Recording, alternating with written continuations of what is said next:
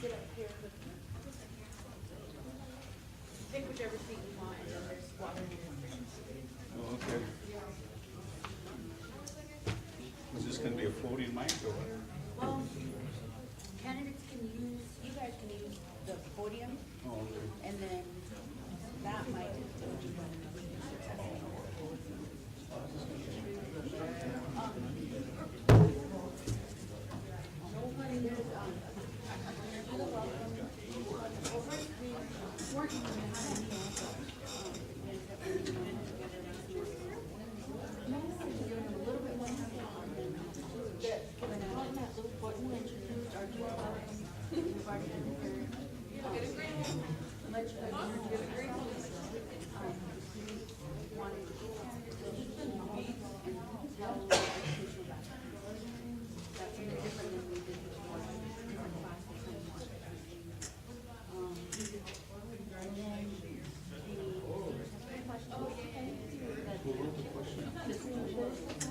So, how this started, what we talked about, what it is, what that means, and then we started going through current issues of the tribe.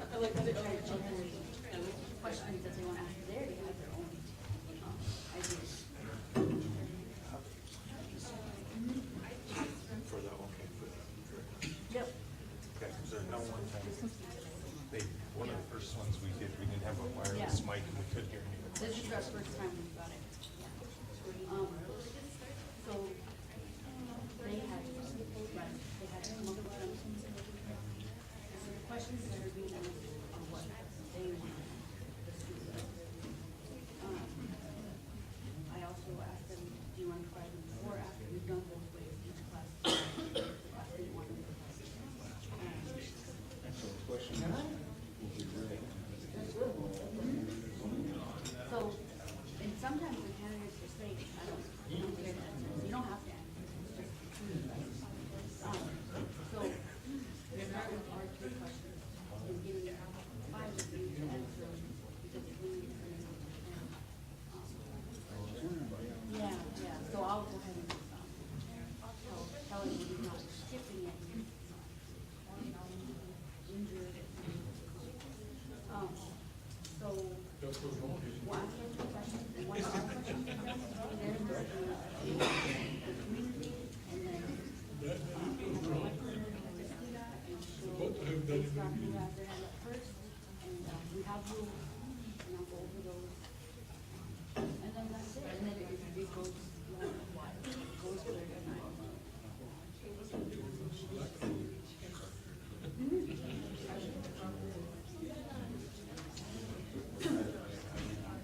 I don't know.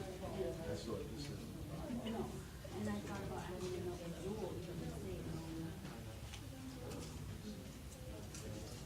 In our questions, they're neutral. Not asked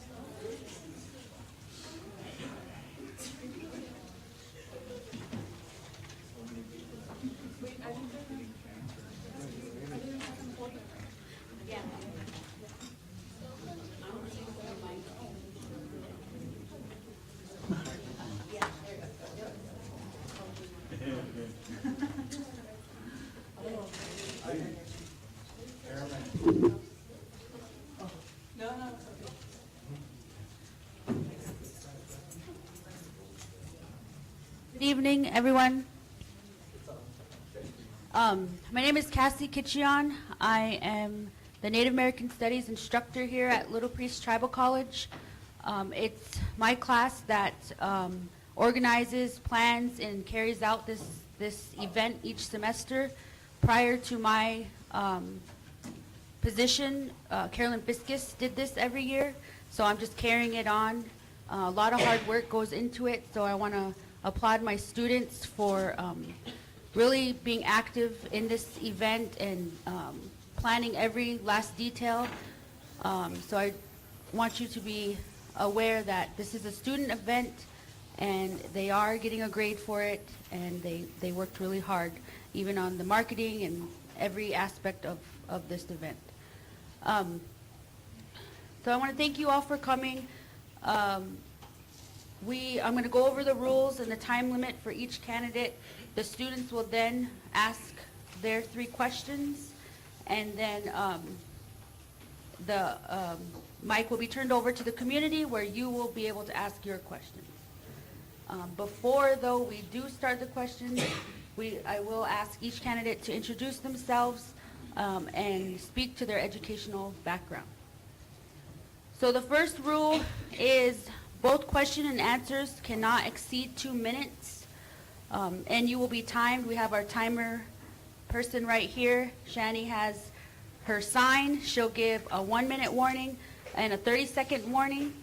This is to ensure that the events run smoothly and everybody has a fair amount of time to ask their question and answer. Each candidate doesn't have to answer every single question. If you would want to pass, that's fine. The second rule is to please be respectful and do not interrupt. If someone is asking a question, it's their time, and we ask for everything to run smoothly, that you respect that, and let them get their question asked. And that also goes for the candidates that are answering the questions. No interrupting, and we ask that you give them that time to answer. And third rule, no foul language, and along with that, no shouting out, yelling, or any negativity directed towards any of the candidates. The purpose of this event is for all of us to understand the candidates' views, their opinions, and their stances, so that we can make an educated vote when election day comes around. Are there any questions? No? Okay. So I'm going to go ahead and also the candidates can use the podium. This mic carries pretty well. If you choose not to use it and your voice carries on its own, that's fine. I'm asking that each candidate introduce themselves and speak to their educational background.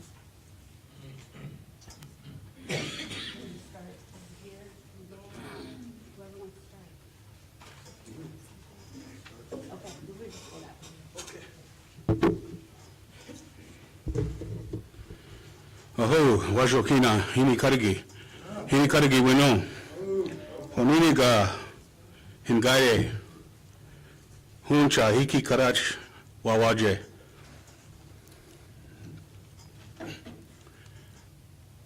I'm seeking re-election. This last time I did it a couple of years, and well, let me go back further. I'm seeking my 4th term. I've been on here three times. First term was 3 years. The second term was 3 years. The third term was 2 years, and now this year's going for 3 years. So that's my background with the Tribal Council, and it's been an honor and serving the people, and it's very difficult, and it's a challenge, and you make it what you make it. As far as education, I have a couple years of college, and I've never finished the college, but I do have a wealth of experience from my elders and my teachings, and had brought that forth, from the traditional perspective in our way of life.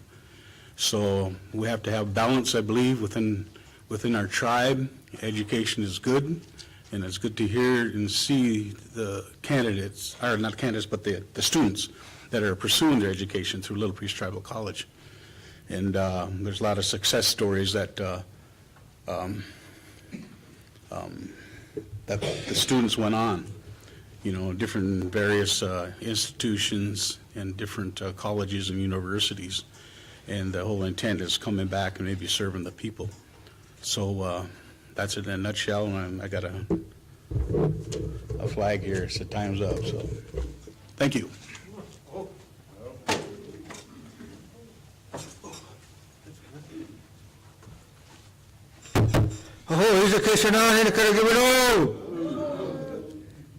My name is Roland Warner. My whole chunk name is Kerecho. My mother, her name was Karen Saintser. She's a Bear Clan member. My father, he was an Omaha man. His name was David Warner. That's who I am. That's where I come from.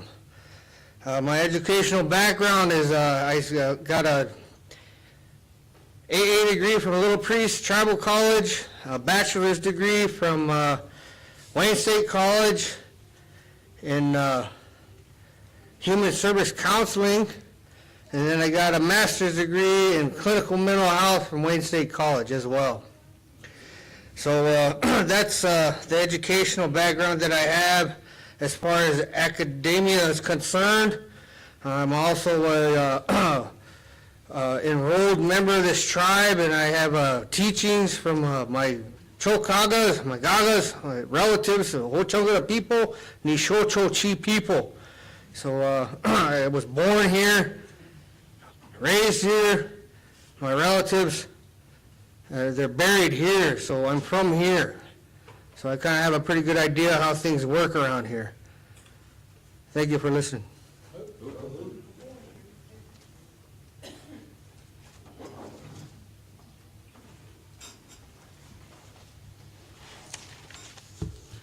I'd like to say good evening, and my name is Darla LaPointe. This is the first time I've been on council. I'm finishing up a 3-year term. I'm the mother of 6 boys. I have 4 grandchildren. I'm the daughter of Darrell LaPointe Sr. and Mary Greaves. My father, Darrell, is Winnebago from the Snake Clan. My mother is Rosebud, so that's kind of where my blood comes from and my background. I've lived in Winnebago almost all my life. I moved here when I was 3. I was actually born in Albert Lea, Minnesota. So I've lived here all my life. I attended Head Start. I went to St. Augustine's for elementary, and I attended the Winnebago Public School and graduated. After that, I attended Peru State College on a volleyball scholarship and ended up returning home after 1.5 years and graduated from Nebraska Indian Community College. From there, I attended Wayne State College and received my business degree. And currently, I'm working through UNL, the Teachers Roots program, to receive my teaching certificate so I can someday teach at our public school. My belief is that education is the key to our future, and that involves our youth, our children, because they are actually our future. And we need to take a look at every aspect. I also believe in creating our own, having our tribal members become teachers, doctors, lawyers, leaders, mentors, in order for us to reach the educational goals. I think that we need to educate our youth, and maybe it isn't through the regular routine of sitting in a classroom. Maybe it's technical, maybe it's hands-on. We need to take time to look at that for our youth and even our older people. Thank you.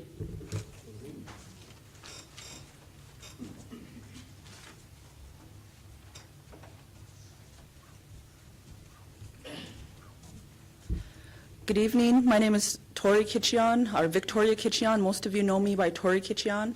I'm running for re-election.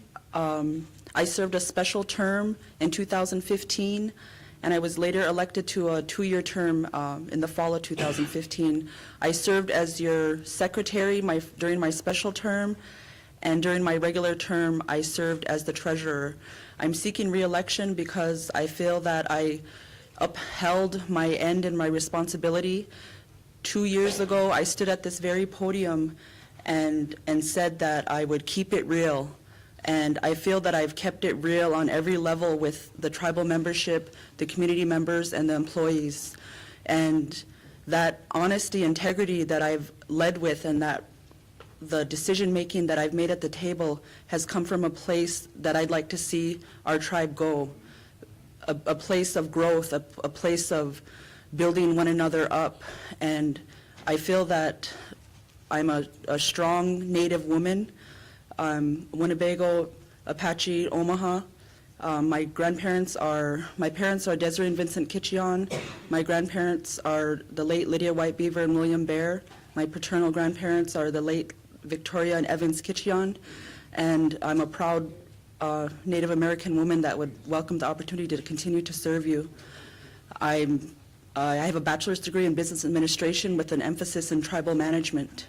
And I would just like to continue on with some of the comments about education. And that's where the future of our tribal membership is going, whether it be through vocational, whether it be through promotions from within the tribal organization. But we have to design our own destiny, and we have to create solutions that are going to help our people advance this community and make it good for the next generation, for the grandchildren, and for the future generations. And it's right now that we're building that infrastructure and that capacity to take the next step as a tribe together. Thank you.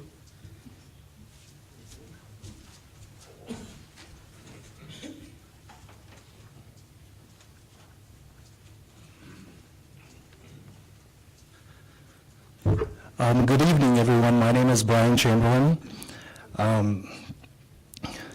Some of my background is I received an Associate of Arts degree from Little Priest Tribal College.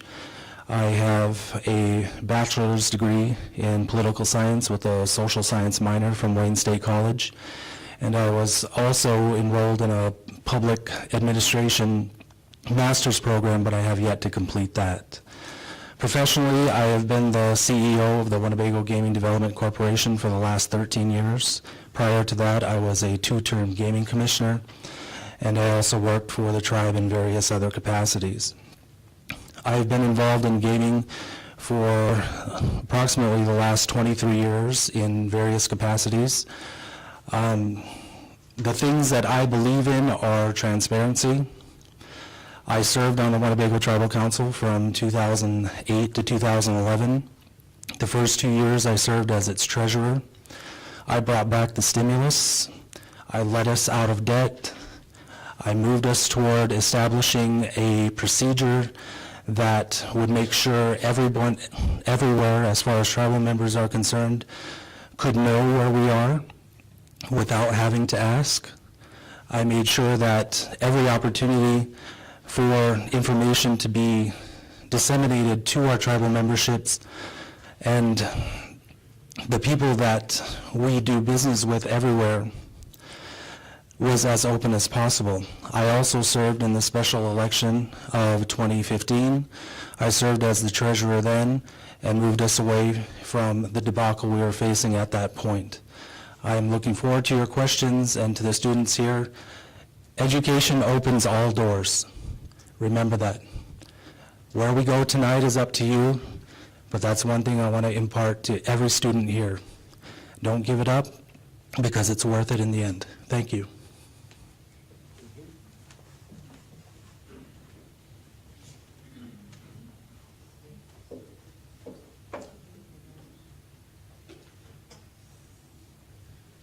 Thank you.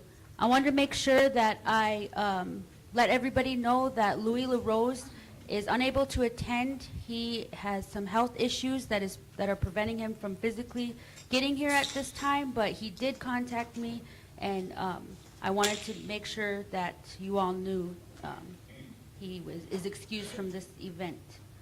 I'm going to go ahead and start with the first question. We don't have to go in order. Raise your hand and we'll go by that. The first question is, can you tell us how you have upheld the integrity of the Winnebago tribe by listing your greatest professional accomplishment?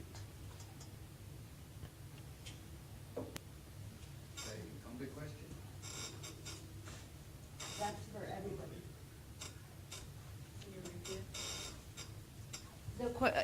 This question is for everybody if you have not served on the council before, in terms of your professional experience. I'll read it again. Can you tell us how you have upheld the integrity of the Winnebago tribe by listing your greatest professional accomplishment? Thank you for that question, students. My greatest accomplishment over the past 2.5 years was helping lead the tribe into a clean audit.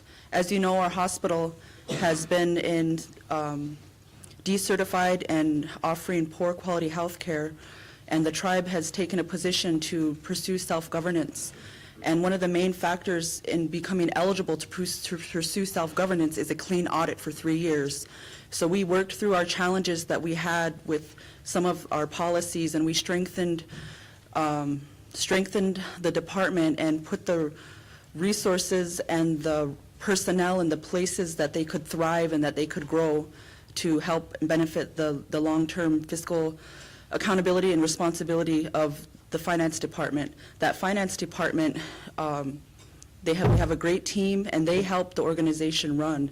And it's through their work and through the integrity that I've instilled and empowered my employees that we were able to have a clean audit, and we got an unmodified opinion. This is the first time that the Winnebago tribe has ever received an unmodified opinion. And what we did was we took the various entities like Little Priest, Ho Chunk, Winnebago Gaming Development Corporation, and we put all those in our main audit. And by doing that, you get an unmodified opinion.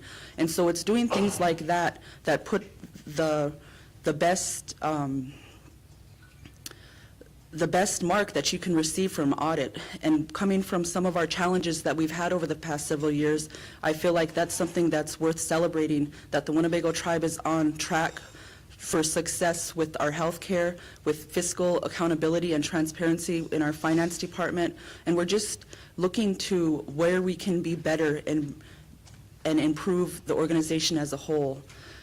And it did not come easy. We were working through challenges with our financial system. We're going to be approaching a new financial system, and it's things like this infrastructure, our bandwidth. That's the future of the tribe, because that's the world that we live in outside of these reservation boundaries. So I would just like to leave you with that that's a major accomplishment for the Winnebago tribe, and I can't take credit because we had a whole organization and staff that helped pull that.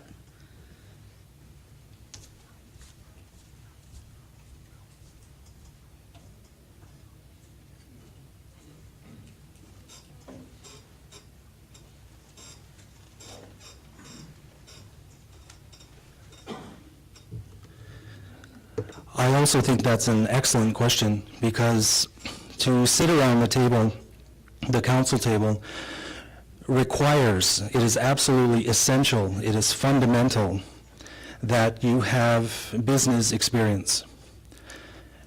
The professional development that needs to occur across the organization is well on its way, but the one thing that I guess I would consider my greatest accomplishment is the establishment of the tribe's 401k. I was told by previous council members, for some reason that escaped them and definitely was beyond me, that for some reason retirement was politicized prior to the establishment of our 401k. The question I had immediately was, how is getting older politics? How is working for an organization and achieving something that you can rely upon once you do decide to retire, how is that political? But apparently it was. But I look at the establishment of that as one of the greatest achievements that we were able to get done, because every single person that is able to take part in that is building something for themselves, something for their future. because they are providing so much to our people today. Upholding integrity, though, is something that I consider absolutely fundamental and essential for me. Holding public meetings, special treasurer's reports, which I've done 3 times, where exclusive information is provided to the tribal members and they had the opportunity to ask questions, because I understand everybody is not a financial expert. And so giving them the environment, giving them the arena to where they could ask questions and absorb this information at their pace was something I considered extremely important. But overall, it's the fact that none of this should have been hidden from any tribal member. And that's something that I look at, that's something that I believe in. Transparency is where it has to be, and integrity is an absolutely essential part of that.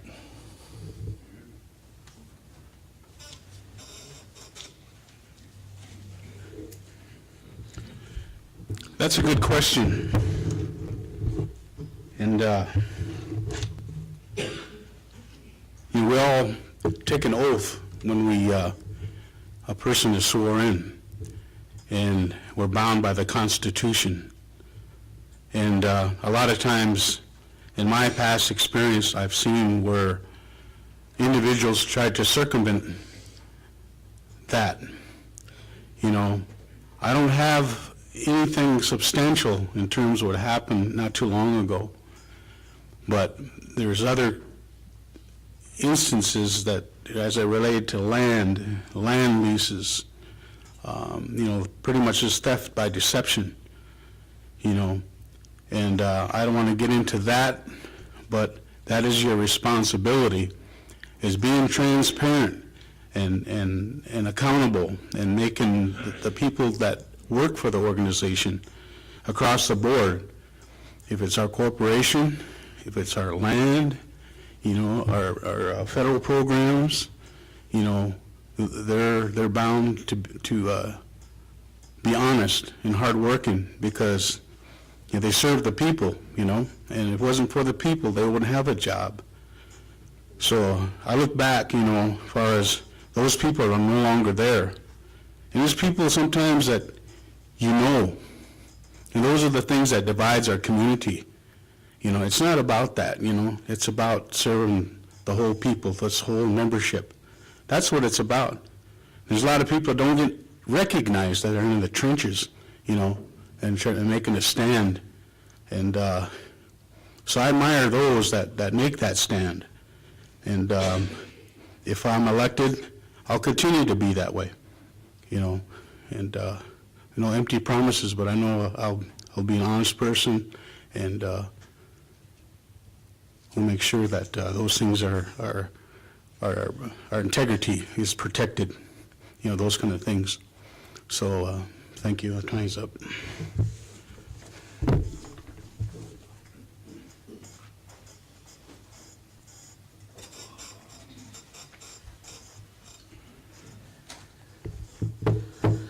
I'd like to start by saying that all of my accomplishments in my life, I really can't take full credit for. There's so many people that played different roles in many of the accomplishments within the tribe itself also. But I would have to say the biggest accomplishment was showing honesty and being true to yourself, and going against the grain, and proving that change can happen, and not to be afraid, not to fear, you know, what may be in your future, whether people hate you, dislike you, say rude things to you.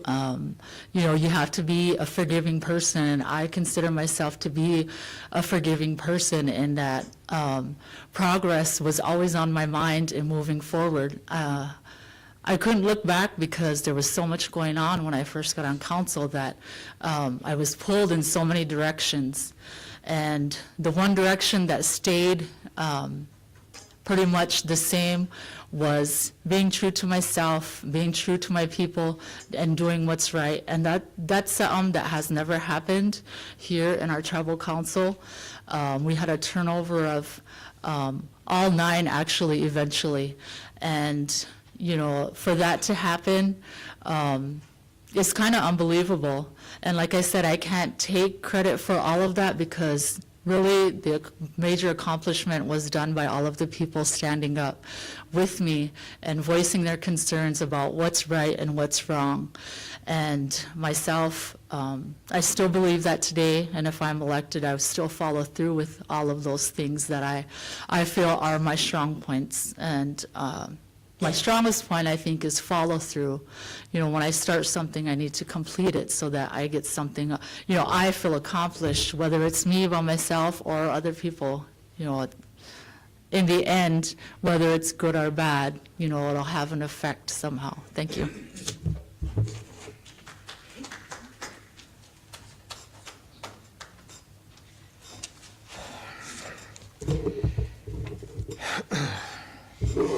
Well, I have not served on tribal council, but I have done my utmost best to try to serve our community in different aspects. As far as a community member, when called upon, I've always stopped whatever I was doing to serve our people in regards to putting our relatives away, or conducting baptisms, or naming ceremonies, having ceremonials for our children, our people.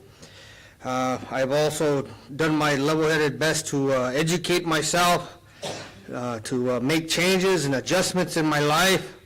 I've had a hard life coming up, but I tried my best to learn from my mistakes and then turn my life around and to be a servant to Creator and then our people, like that. And then and so those are some of the things that I have done, you know, for my own self to make improvements.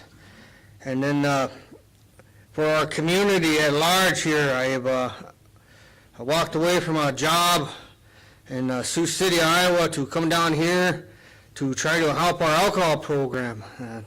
Our alcohol program was in shambles.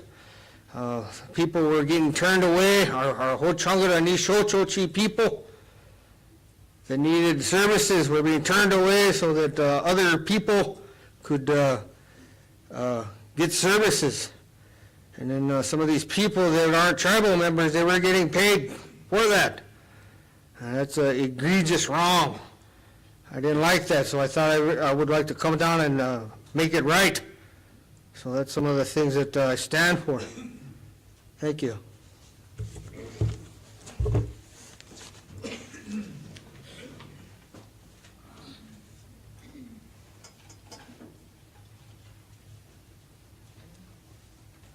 Thank you. And I wanted to make sure I let all of you know these questions were formulated by students. These are issues that concerned them. And I made it clear to them that this was their forum. So the questions you're hearing are what are on our young people's minds. Thank you for all of your answers and staying within our time limits. Our next question. Recently, several tribes have banished meth dealers from their respected reservations. How would you, as a council member, deal with the local meth abuse issue?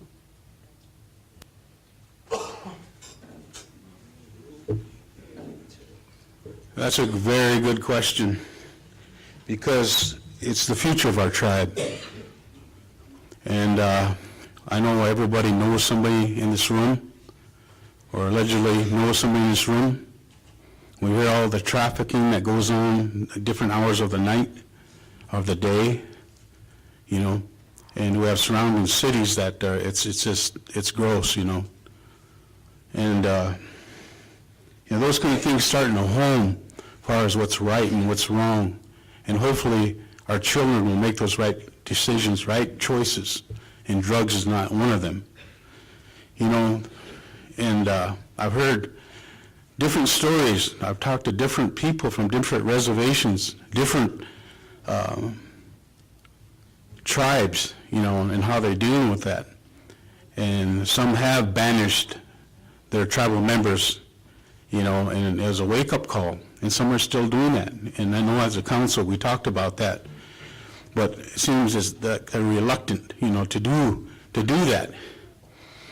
but those are the hard decisions, and that's what you're there for. You're there to make those hard decisions, and you're there to protect the children, which is the future, and I don't know, as far as the youth, what they stand for, and we need to stand behind our youth and how they see things and how they want things, and those are the things that our elders, prepared us for, these kind of days, these kind of things that's going to threaten our security, threaten our sanctuary, threaten our families. There's people that have died from these drugs, and it's not healthy. It's not very good. So we all make choices, and that has no place in our community, no place in our tribe. You see a person being ate up from the inside out, and how they changed their look, their personality, destroyed the homes, And I know locally, the police, we don't have the resources to patrol, and the council has been talking about that as well. But the Bureau is not doing their job. So the council is looking at some creative ways to do some community policing, other than the BIA. But it takes investment, and nothing like investing into your own people. Thank you.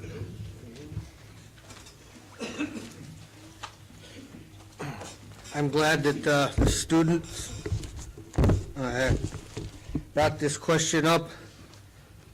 It's a real serious issue that's concerning all of us, and one that I take very serious. I have seen the results of what prolonged meth use can do to an individual. I've seen what it does to families. In Woodbury County, when I worked as a liaison, I've seen the families that tore apart. I've seen little children be victimized as a result of this drug. It's an absolute evil, and one that we should not permit to be in the midst of us or our children. And I see models out there with other tribes, the way that they're handling things. Over there in Iowa, there's a tribal people that they got a pretty good model. And there's 20 families that they're dealing with versus hundreds. So that model that they have is working, and it's a pretty strict model. But I think that's a good approach to take. This banishment, when you sell drugs to your people for money, for profit, for gain, for financial gain, you're not thinking about the future, you're not thinking about your children. Personally, I don't think that there's a place for somebody like that here. But I would give them a chance to straighten themselves out. I would do everything I could to help them. Give them a chance to turn it around before we banished them.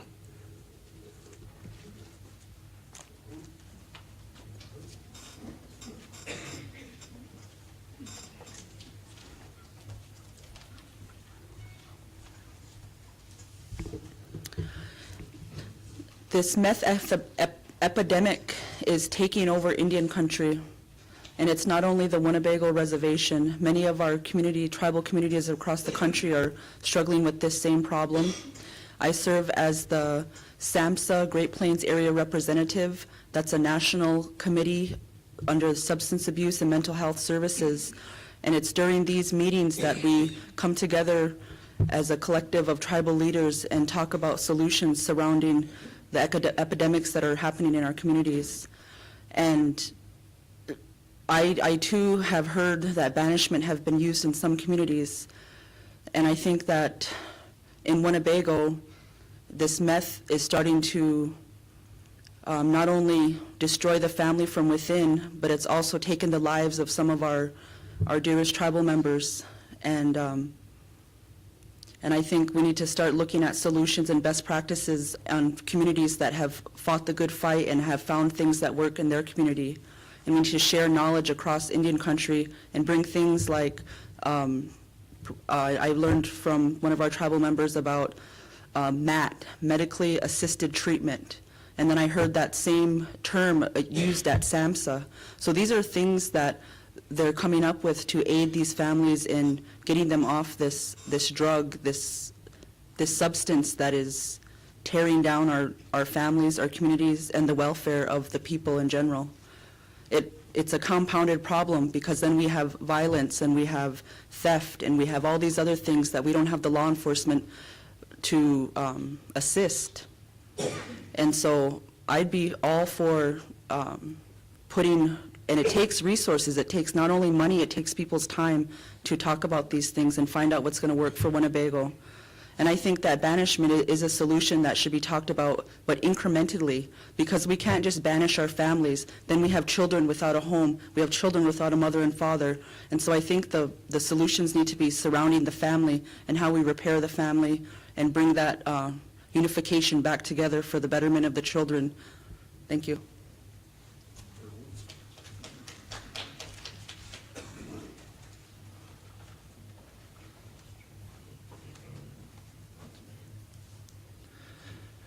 A friend of mine who had this in her life and had the strength and what I consider the fortune to get herself out of it and off of it, looked me in the eye and she said, "Brian, it's the devil's drug." She told me the horrors that she went through, what it did to her life, not just what I saw on the outside, but what she went through internally. And in my discussions with her, I found that what she was seeking and what she was looking for was initially supplanted by that drug. But of course, it took the dark road that it always does, with her being no different. To me, the answer to this problem isn't an easy answer, but it starts simply, and that's through education. Getting people to understand not only what it is, but why it is an important step. When you understand the nature of addiction, and you understand the reasons behind it being present in the first place, you begin to get a more comprehensive view of why it is here, who is more susceptible to it than others, and what you can do to mitigate those circumstances. Education is the key. Education must be the beginning, and it must be the foundation upon which every step forward is made. Banishment is definitely on the table for me, but I look at it as a last chance, last ditch resort effort, because at that point, you're saying we can do nothing else for you. And prior to that, I think we should do everything in our power that can help save them and their lives.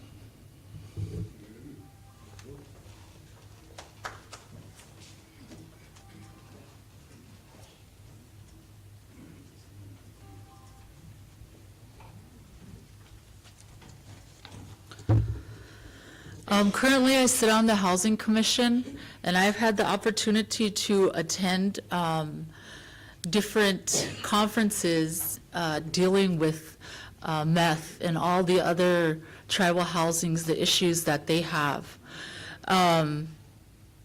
Currently, our tribal housing is in the process of creating policies for all of our homes through HUD. And it's not only the Winnebago Housing Commission here, it's also HCCDC that oversees the apartment buildings and also the tribal housing. All of them are coming together to create this code for the tribe to approve.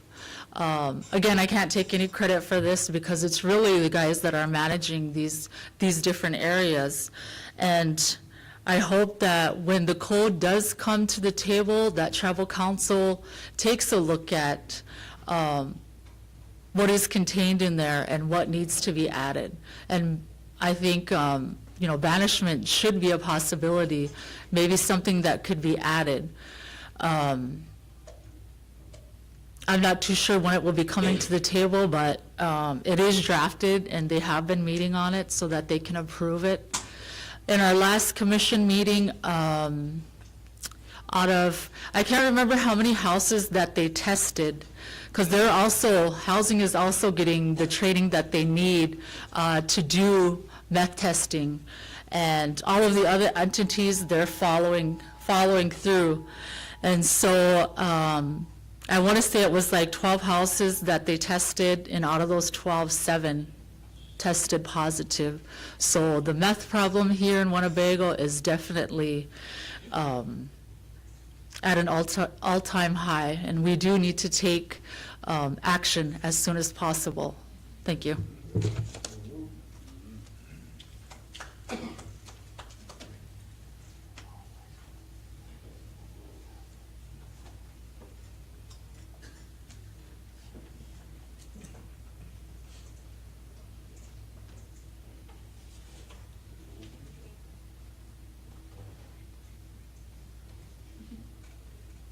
Okay, last of the student questions.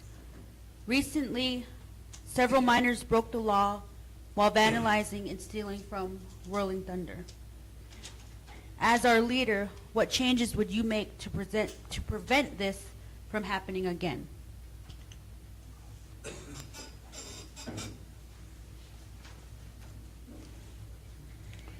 I want to start by saying, what drives young people to do what they do.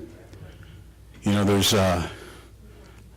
nothing for them to do, so they get into the mischief, and there's people who have attempted to do some programs like lacrosse, just to take that for example, and keeping these children busy in our community. But it was wrong what they did, and they're incarcerated, and they realize they're wrong. And even his parents, and I've got some calls, that why are they housed up in another town like Cherokee? And there was a lot of them, and they were housed at the YCIC in different places. But that was further out.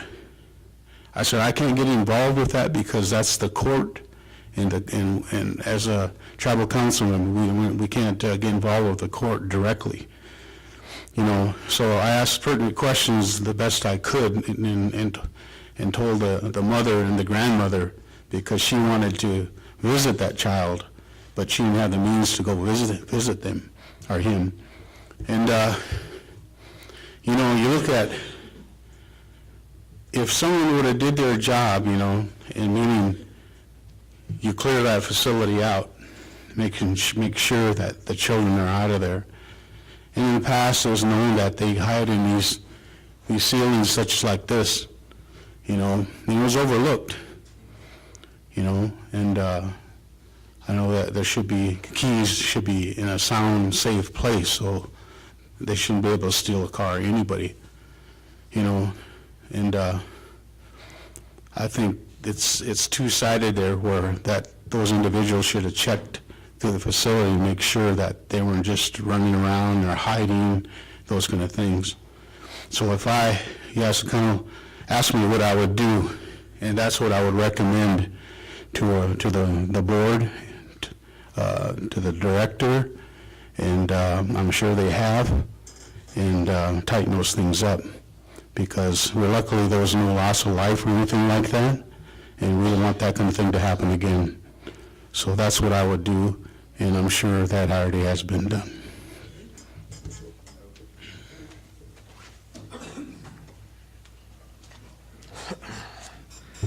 I think that there's a lot of things that we can do with our youth. It's really constructive. We're a Ho-Changara, Nishochochi people, We've been around for a long time. We have traditions, we have customs, we have beliefs, we have values that have withstood the test of time. It's been tried and proven. We're still here. I think that we need to stop and take a look at that and revisit that and start working towards showing our children these things that are important as far as who they are and how they should be conducting themselves on this reservation. A lot of our children, they're lost. They're not getting that instruction that they need through the developmental years. I know that I seen my own nephew try to do something with these kids, and he was pushed away. He had a real positive program, and for some reason, politics played a part in that. And here we are. I think that if we were to take time and show them how to make a bowl or light a fire without a match, take them out there and show them who they are as Hochota people, whatever the gender, where they belong, the passages of rites of passage, all of these things that are important, they would have a way. They wouldn't be acting the way that they are today. Their time would be occupied constructively. There's more to life than basketball.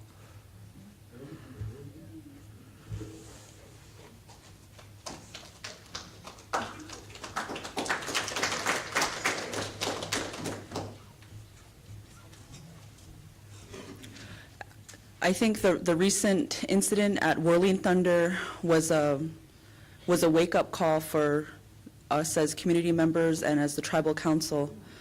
And I go back again to the family, and I think that we don't, put the burden on the employees, we don't put the burden on the community. We need to put the burden on the families and say, how can we help this family because they have a young relative who's struggling, who is getting into mischief. And so we need to look at things that we can do to help that family get the, whether it be extracurricular activities, whether it be counseling, or whatever it is to make that young person feel whole and feel good about themselves so they're not going out and creating mischief for our tribal members and for our buildings. And one of the things that have come up from the senior citizens in particular are solutions for the senior citizens. And in a lot of the break-ins and the thefts and the vandalism that have been happening over the course of the past several years, and it seems like we've had like somewhat of a crime wave, and so how do we make that whole? How do we make those victims who are mainly senior citizens who are living on a fixed income, how do we make them whole? And there's been suggestion to start taking it out of the Indian money, but that's not a popular solution. But I would propose that because we need to have a deterrent for these young people who are going to come into 18 years old and receive a substantial amount of money from the Winnebago tribe, and then they have a docket of people they've harmed and who they owe money for vandalizing or stealing, and it's these young people, like I said, they don't need help. So I'm not trying to really attack them. I'm saying that as a community, we could do better and getting that child out of that thinking or those activities. But going back to the restitution, that's a reality. Windows cost money, Whirling Thunder vehicles that cost money, and they're going to be looking to the tribe to replace those, or we're going to be looking to write a grant to replace those, and that's going to affect services to each and one of you and your families. So I just tell you that these solutions have been suggested, but they're not popular, and it takes somebody with a backbone to enforce that for the betterment of our seniors and all our victims. Thank you.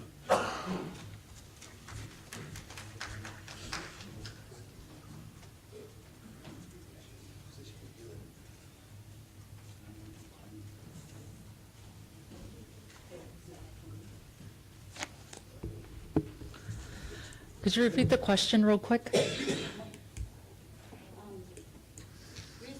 several minors broke the law while vandalizing and stealing from World Center Wellness Center.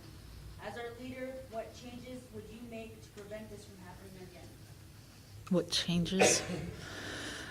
Currently, the Youth Crisis Intervention Center has opened, and their focus is focusing on youth. Previously, before the creation of YCIC, we had youth running the streets late at night. Our curfew wasn't being enforced. There was a lot of things that in our community we haven't really taken a good look at. And since the Youth Crisis Intervention Center has opened, that has opened gates for mainly the police department to have an avenue to take a look at our youth, the ones that are suffering. A lot of times the ones that are roaming the streets are the ones that don't, that really don't want to be at home. And what the police used to do was just take them right back to where they were trying to get away from.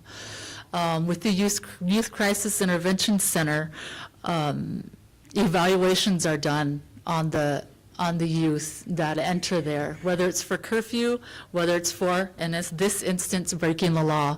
Each one of these individuals went through the Youth Crisis Intervention and had evaluations done.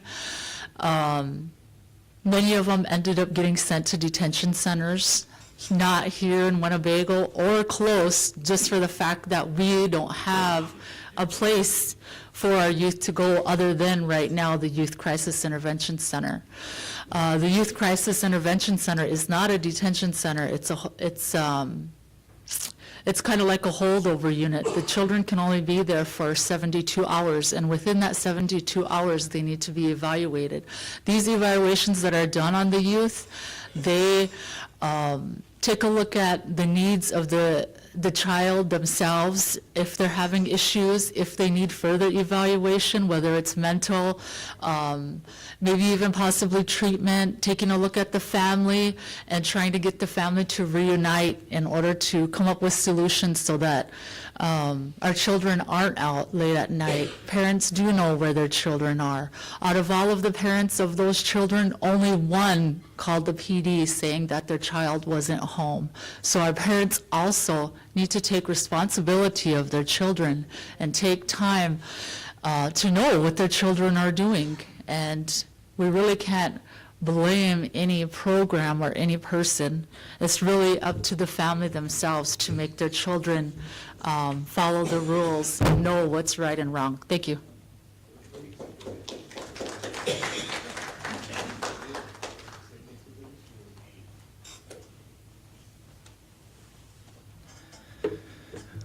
Not knowing any of the individuals involved other than some of the opinions offered by the staff members after the fact. When I heard about this, my first response was, where are the parents?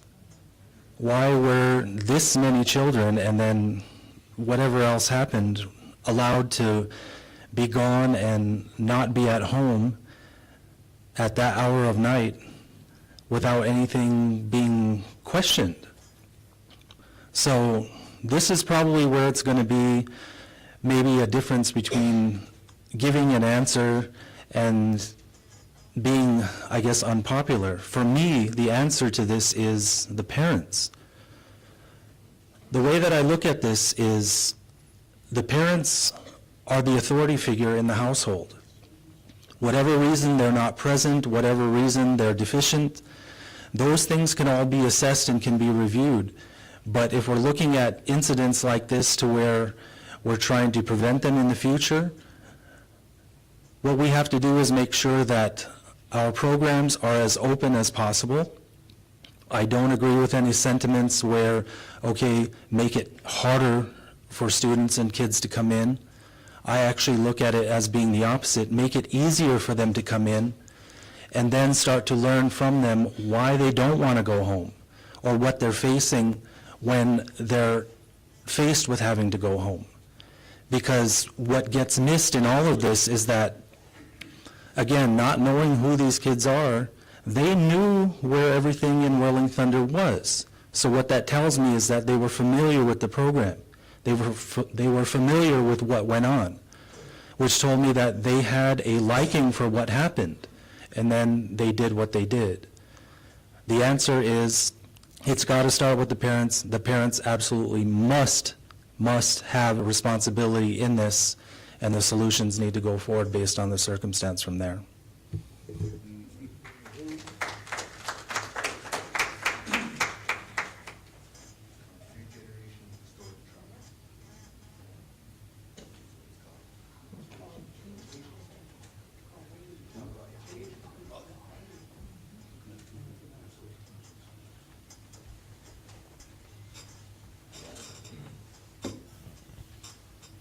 Okay, we're going to open it up now for community questions. Remember, you have 2 minutes to ask your question, and each candidate has 2 minutes to respond. We have Christina, who is our mic runner. So if you have a question, raise your hand, and we'll bring the mic to you.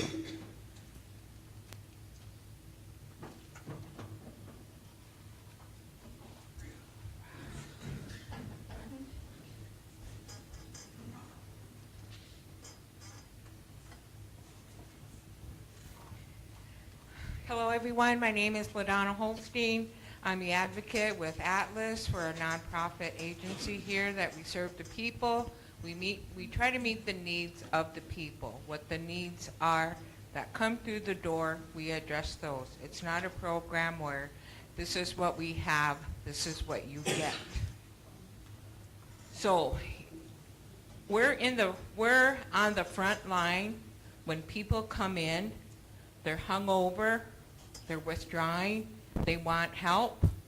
We don't have a detox program to send them to, so what we'll do is we'll take them to the ER, we'll get them started on a banana bag and Ativan and get them rehydrated, because we have been trying to get this MAT program up. We got everything complete except for a MOU from our tribal health director. That did not happen. That is the only holdback for us having something different that works, that can treat meth, that can answer some of our questions. It's not going to be for everyone, but that's the big thing here. We need to treat the individual. We don't have a one-size-fits-all. Everybody is unique and special in their own needs. And so now, how are we going to get those new cutting-edge therapy programs here if we have people in the places of power that don't act on it? We gave everything to that program. We gave them the policies, the procedures, the protocol. The only thing we need is that MOU. How are you guys going to get that for us?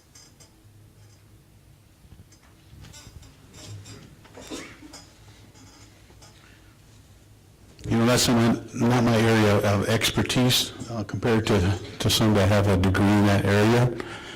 But it's relatively simple, you know. I know what you're talking about, and each case is unique in how those drugs and things are impacting our community, you know, our elders, our children. You know, we're not set up for those kind of things. It's something new, you know. I listened to you, and I remember you saying that, and the handoff was done, and I don't know where the breakdown was. It is. Yeah, I know. But the other thing is as far as a corrective action plan within the alcohol program, there is some change going on. So these kind of things need to be discussed by whoever that's going to be, those professionals. So as they discuss this, you know, that would be hopefully be considered and looked at as one thing. That's what I can tell you right now. It's nothing that, it's like the tribe don't want to do it. It's something new, and I know other tribes have done it, and they're doing it, and they've been having success with it.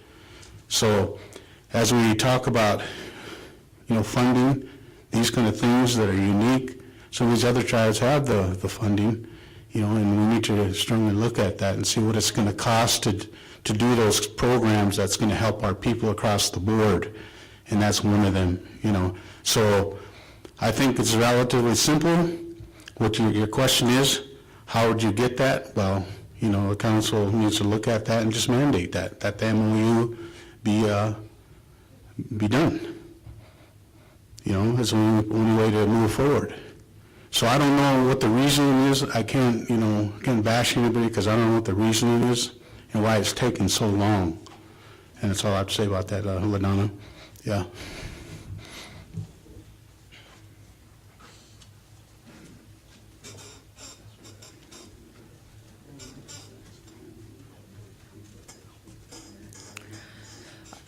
Through my role on the SAMHSA committee and through some of the discussions that I've had with LaDonna, I've learned more about the medically assisted treatment programs.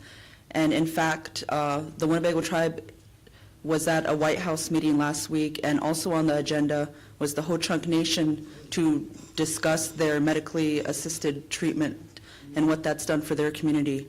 So it's getting recognition at the executive level on what MAT is done for communities.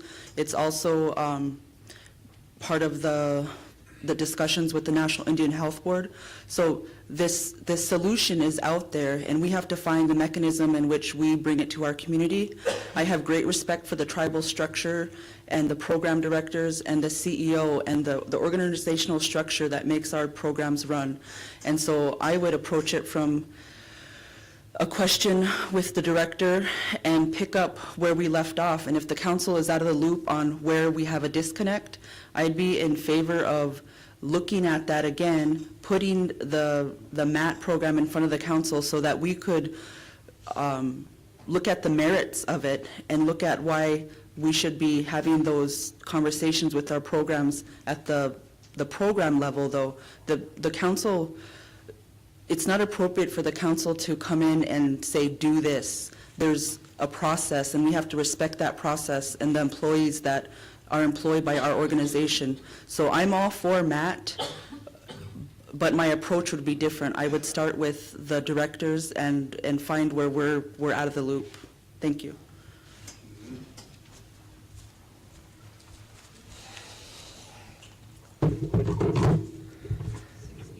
I really believe that this detox and this MAT, there is a definite need within the Winnebago tribal community. And I think that we need to go back and revisit what we were doing that was successful before with this detox. We already had it in our community. And all of a sudden, when we got a new facility down there, brand new building, somebody thought they didn't have to do that no more. It's a real easy fix. Steps already have been taken to address that issue, but somebody, for some reason, is standing in the way of that. Same way with this MAT. And I feel that if that person can't do the job, then they should step aside so that we can put somebody in place that has a vested interest in this community and wants to help our people.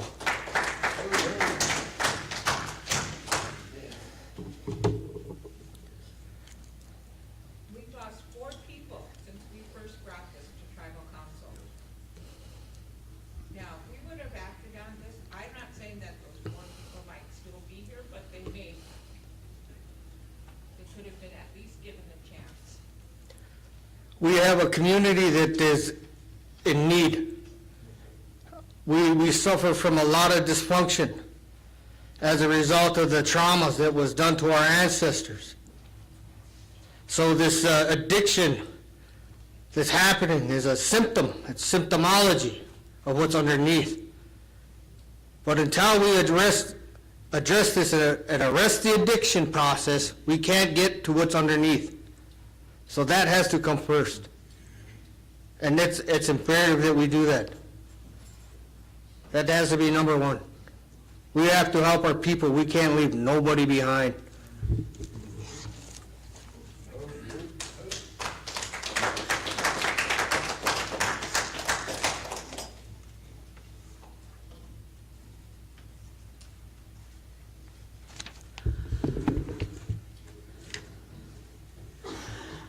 Being on council the last 3 years, I've noticed that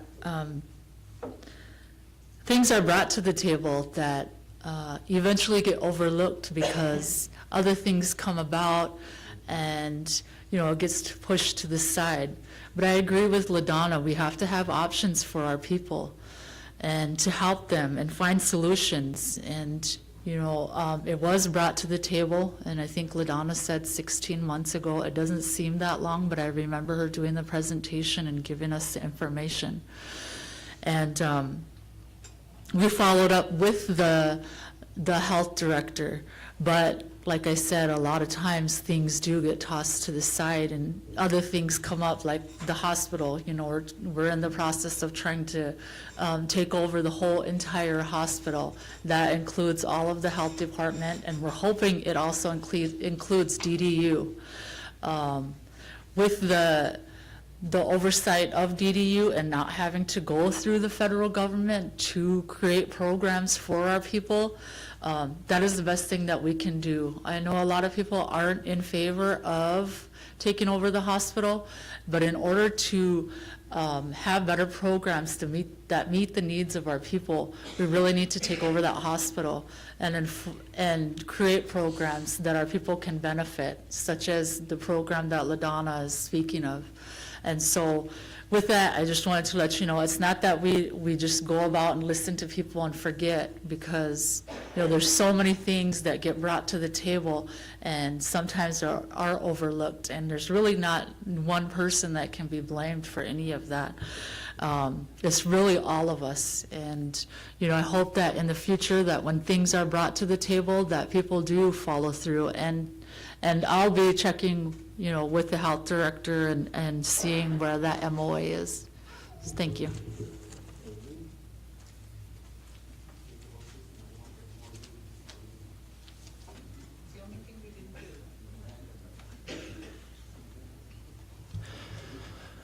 I guess for me, the quickest and probably most succinct answer is to just find out where the ball was dropped and pick it up and move forward from there, because the whole point is to establish something that helps the people, right?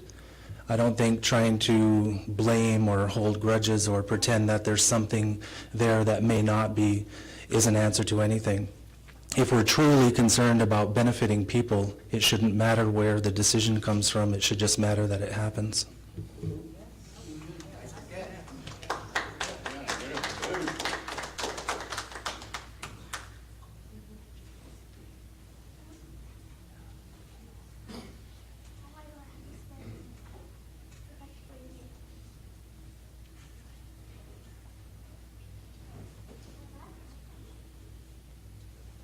Hello, my name is Tanya Keller. I've been approached by several people from the community about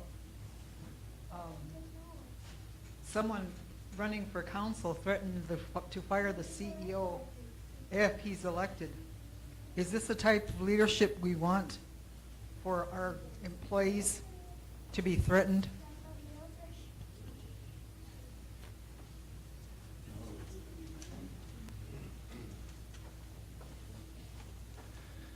Again, to answer your question rather succinctly, Tanya, absolutely not. From the period of the special council when we established the CEO away from the CAO, I was one of the biggest proponents of that change, and the main reason is because I wanted somebody sitting in that position who had the education, the experience, and the skill set necessary to move all of the programs forward, because I truly believe that the individuals elected to the council have no business inside the daily programs. That's why we have an organization.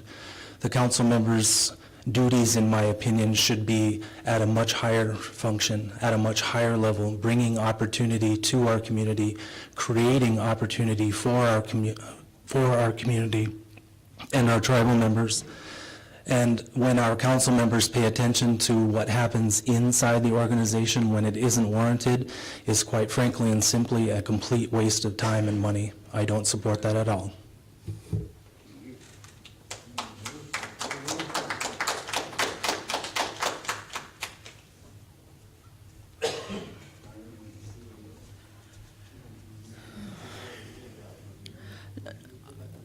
As I mentioned before, I have great respect for the tribal organization and the structure that was put in place some time ago.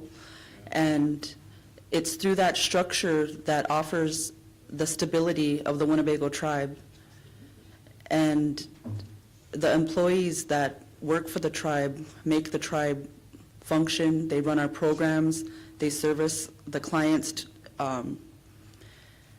And so to threaten somebody's position if they're going to be elected, I take that very seriously, and that's not something that I would support or promote in the tribal organization. Our tribal employees need to have job security. One of the things the tribal council passed was a whistleblower protection policy so that tribal employees would feel safe that they could report a wrongdoing or they could report something that was happening within their workplace. And so it's those things that we have to put in place that protect the employees and ensure fairness and equality across the board. We have a human resources department, we have a CEO, we have directors, we have a DHD where the department head directors meet and decide on appeals and such. And so I don't believe the tribal council has any business in that process. We support that process, but we don't need to meddle in those affairs. People get paid and are experienced and skilled in that area, and we need to let them make the decisions based on their background that support that discipline or that subject matter. And so it's hard to sometimes watch an injustice, but there's a process, and I think it's speaks to the integrity of the tribal council member if they respect that process. And there's a time when the council members can intervene, and there's a time when the directors and the employees need to be respected. Thank you.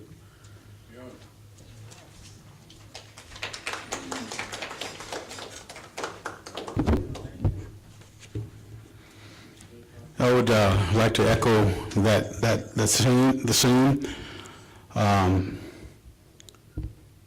I haven't heard anything, regarding that, but I know there's a process to that where someone just can't go in there and just because you're in a council, you can bully your way around there.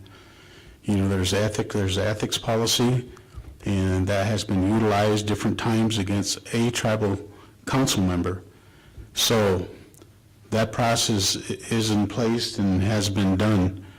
So I don't think, there's other members, 8 other members that will look at that. And if it warrants dismissal or corrective action or what have you, removal, that's all in place. So I don't know, sometimes things get taken out of context, and it comes down to, and I've been a victim of it in the past, you're on the, politically on the other side of the fence, but I always say, and I remain, the integrity and the truth won't be compromised. You say it like it is. And if it's the truth, it's the truth, and people saying that, someone's not doing their job in terms of they're getting paid well, we need to look at that. We need to benchmark our progress, and we need to really look at those things because we see a lot of outside people coming in and taking these jobs when we have qualified tribal members that can do that job, so those are the things that I see and those things I would stand for, and I don't know what you're referring to, Tanya, but I don't support that. Thank you.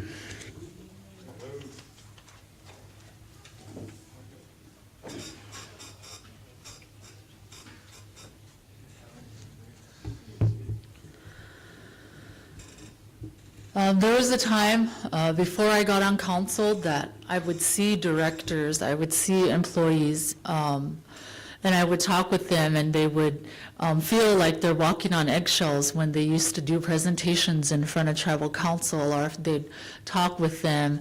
And the past 3 years, I have seen that change and become positive, where employees are starting to feel that they can talk to tribal council members and express their opinions and things that, recommend change. They're not afraid to say, maybe this might work, or, those are a lot of things that I've seen over the past 3 years that have changed.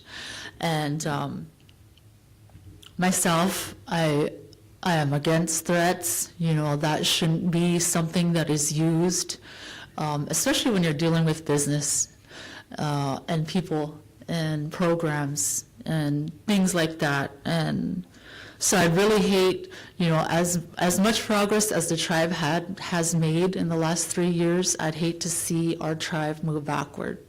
And for that to happen, I feel is a step in the wrong direction. Thank you.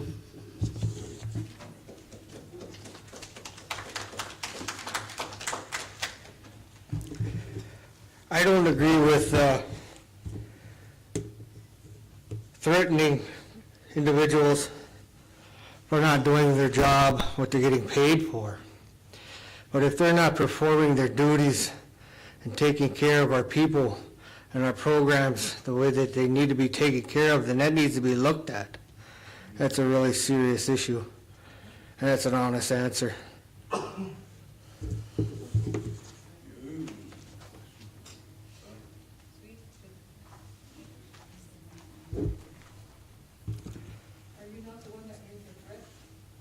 I don't recall making any threats.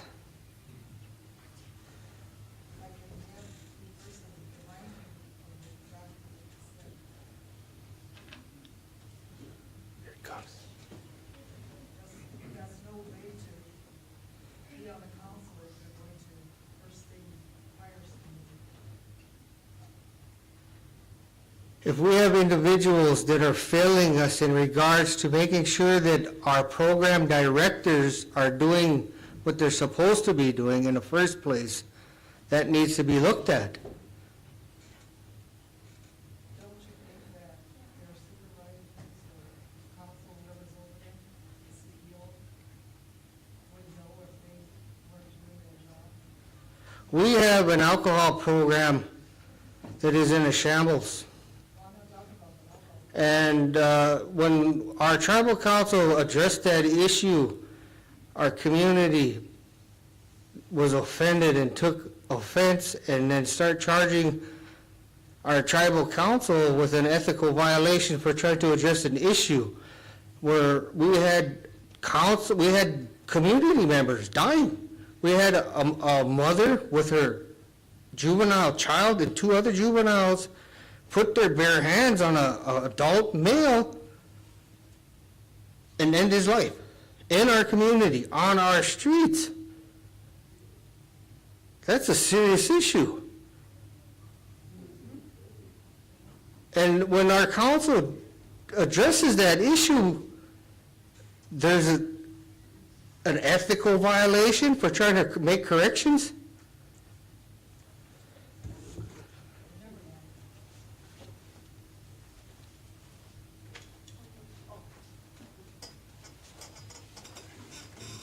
My name is Keith Chamberlain. I'm a member of the Winnebago tribe. My Indian name is Magink Shunka. I'm a member of the Buffalo clan. And I have one question. Well, I have several questions, okay?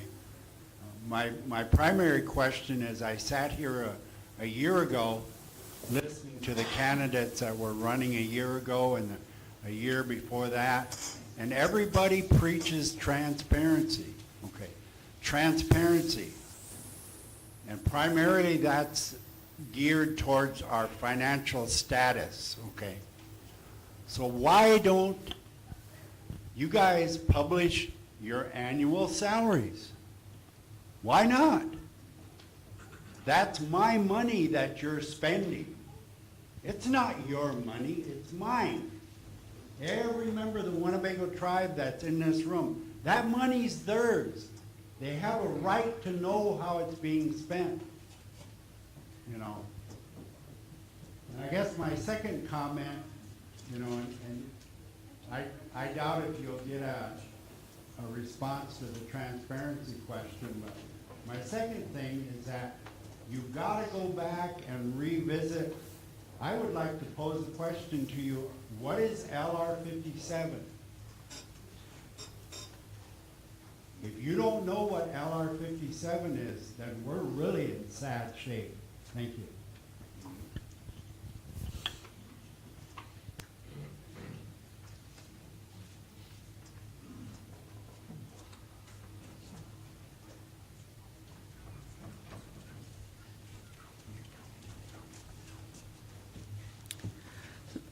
Transparency has become a sort of a key word or a catchphrase that we've heard around election time. And to me, transparency means that we're not hiding anything, and that you as a tribal member can come to the meetings, you can come to the treasurer's report, and as a tribal member, you have rights to ask questions of the tribal council and of the finances. And there's also a budgeting process that's being undertaken right now, and the programs are doing their annual operating plans, and that all comes into the budget for the Winnebago tribe, and part of that budget is the tribal council budget. And so I welcome and invite each of you to the September 29th Treasurer's Report, and for you to participate as a tribal member in the process and take responsibility for your civic duty to seek the answers and make council give you that true transparency, and come to that meeting with your questions and ask each of the council members to respond to you. And that's, to me, true transparency. I've also talked about accountability reports, where that each department has to do a monthly report, our director does. So why doesn't tribal council have to do a monthly report to the people, where we talk about the trips that we took, how it benefited the tribe, the committee work that we're doing that's contributed to the livelihood of the table, and all these things that we would report out in the breath of true transparency. But since none of that exists, somebody could just kick back, hang out, and put their feet up, look out the window all day. But that's not tribal council, and that's not transparency. So I guess I challenge each of you to engage in your civic duty and seek the answers so that you can feel the transparency of the tribal government. Thank you.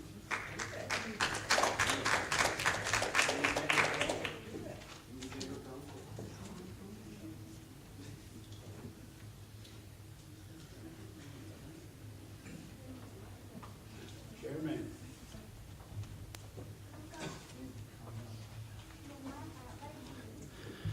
To answer the question regarding transparency, as I stated in the opening remarks, in my first term, I instituted public meetings for tribal members for financial information from the treasurer's office. Those were meetings held where tribal members only could come and review where we were, what we were doing, the plans we had going forward. And that's something that I continued into the special election in 2015. Along with that, I also instituted a policy from the treasurer's office where the up-to-date financial reports, the most recent audit, the budget, etc., were all kept in a binder in the chairman's office so that tribal members could come in at their discretion and review that without having to wait for me.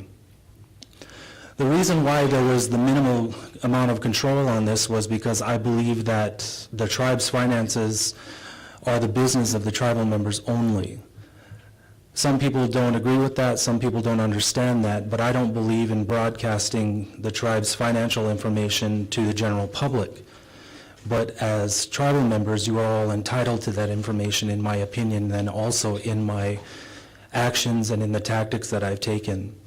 To me, transparency means a lot more than simply showing what is being done, but also how it's being done and what needs to be done. And if you will also recall, when the budget for FY16 was put forward, that was done in a public meeting in the evening where 4 separate options were made, and the council members got to choose from those 4. I can't think of any other way to be more public and transparent than that.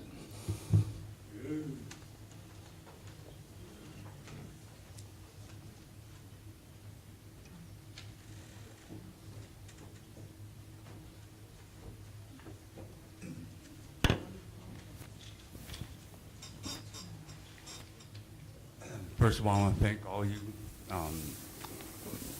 Kurt, and Darla, Victoria, and Brian for sitting up here. You know, man, it takes a lot. You know, man, a lot of people, you know, that have had this before, you know, they never came up here.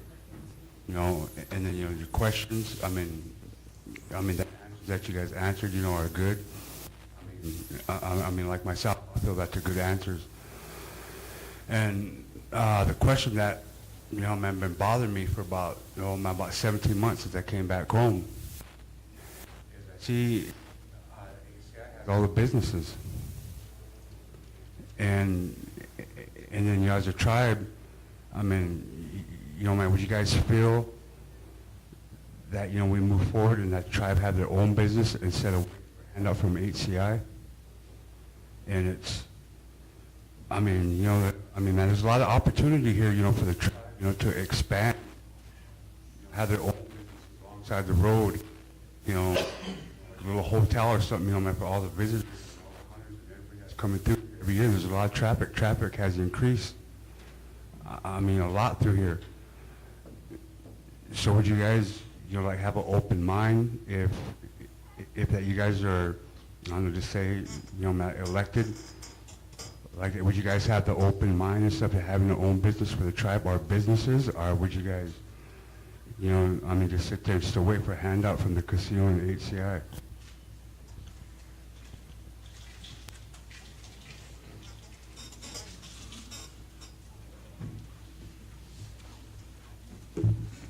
Thank you for that question, Billy. That tells me that you're thinking about the future and you're thinking about the revenue that we need to bring to this tribe to promote the programs and the quality of life for our tribe. And so from my understanding and from what I've learned, that the tribe in the past have had tribal businesses, and some of them have not been successful. And one of the problems that we had was that the government was interfering with these businesses. And there's a concept of separation of business and politics that have been very successful and have allowed Ho Chunk Inc. to thrive with that separation of business and politics. So I think that model has worked for them, and there's many tribes around the country that visit Ho Chunk Inc. to try to learn from them. Actually, just today during the Intertribal Coalition meeting, one of the tribes has sought out Ho Chunk Inc. and the expertise of Lance Morgan to help the Great Plains tribal tribes boost their economies and try to do what has taken place here through Ho Chunk Inc. and some of the economic development entities. But one of the businesses that I would like the tribe to engage in and take a stance on is something like hemp or something in cannabis.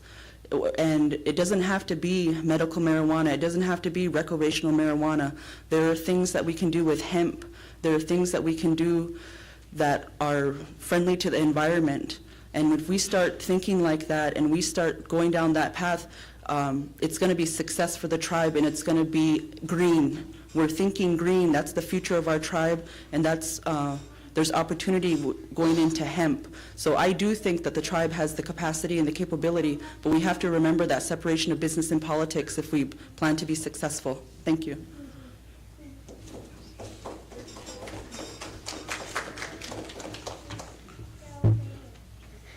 I'd like to elaborate just a little bit on that. You know, I give credit where credit's due, don't get me wrong, you know. But when somebody comes into your office, they're crying, they're a veteran, they're homeless, no place to go. These are realities, and I could say 2 that come to my office this year, you know, and a woman as well. So there's basic needs like that, you know. We're supposed to be worth all of these millions of dollars, which is true, and I'm not bashing anybody, but when there's homeless people, you know, what do we do with them? Wandering the streets, nowhere to go, going to Sioux City. You know, we've got to take care of everybody, young to old, you know. And I know that Darla mentioned in one of our council meetings, it was like $750,000 that was there or found in housing. So I know Isaac took it upon himself to look at some immediate homes. They're on a small scale, you know, but something to satisfy that need. And also, you know, the housing is being repaired, so we questioned that, and there was like 30-some units, and it shouldn't be. It shouldn't be. But Isaac and Dara, and I give them credit for getting on the ball and getting that done. So it's not all of them, but it's some of them. But that's the true need, and there's people that want to come home. People that are wandering the streets. You know, that's reality. They lived out here in this storage unit out here, this veteran. He had no place to go. But they ran him out of there. You know, so this is the true need here, you know, and no one should be able to live like that, you know. And I think collectively, all of us, you know, as Winnebago people, you know, we come together, you know, we have all this money in the bank, but what do we want to use it for? You know, it's not my idea or their ideas, it's you, the people, as far as what you want to do with that. So when I see a basic need like that, it hurts me, it bothers me, you know. So that's the reality of it, you know.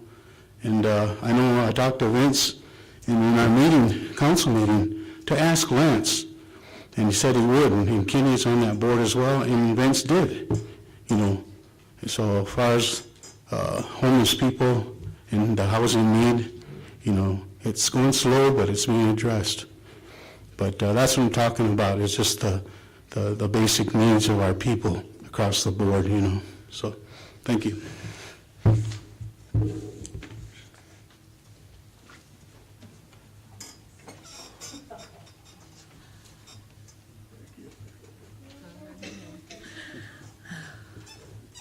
I think that's a really good question, Billy.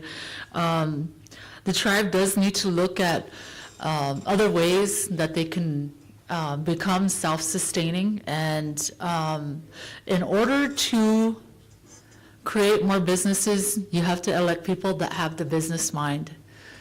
Like HCI, they reinvest, they expand, they reinvest, they expand. That's what businesses do. And so I think that the tribe needs to have, you know, first of all, a business plan. What do they want to do?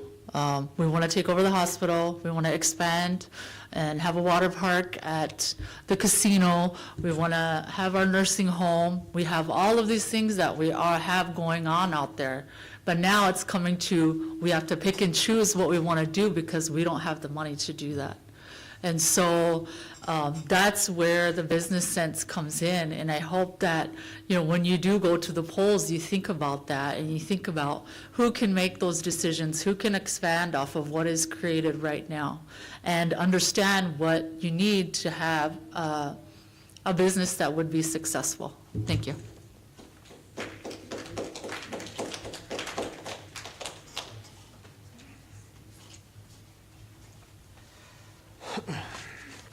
I think that it's a real important question to be looking towards the future generations, and being able to have gainful employment for our people, our future. And I think that it's real important to start looking at how, you know, we're going to employ them, not just a certain few. There's a lot of relatives here, a lot of people. They're not remotely interested in attaining higher education, and that's fine. But still, they need employment. We have businesses out there in the world. There's a lot of investments going on out there, but I don't see that coming back to the people, the most poorest ones.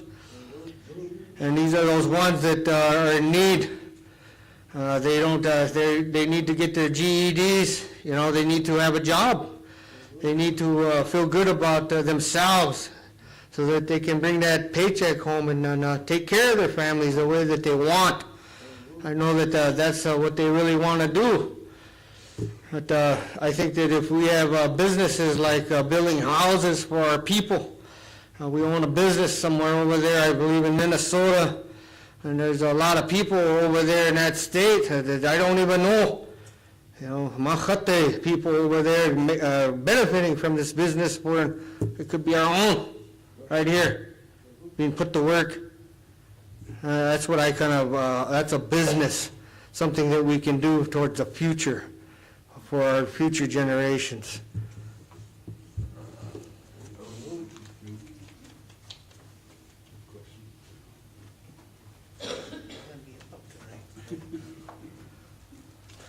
Yeah.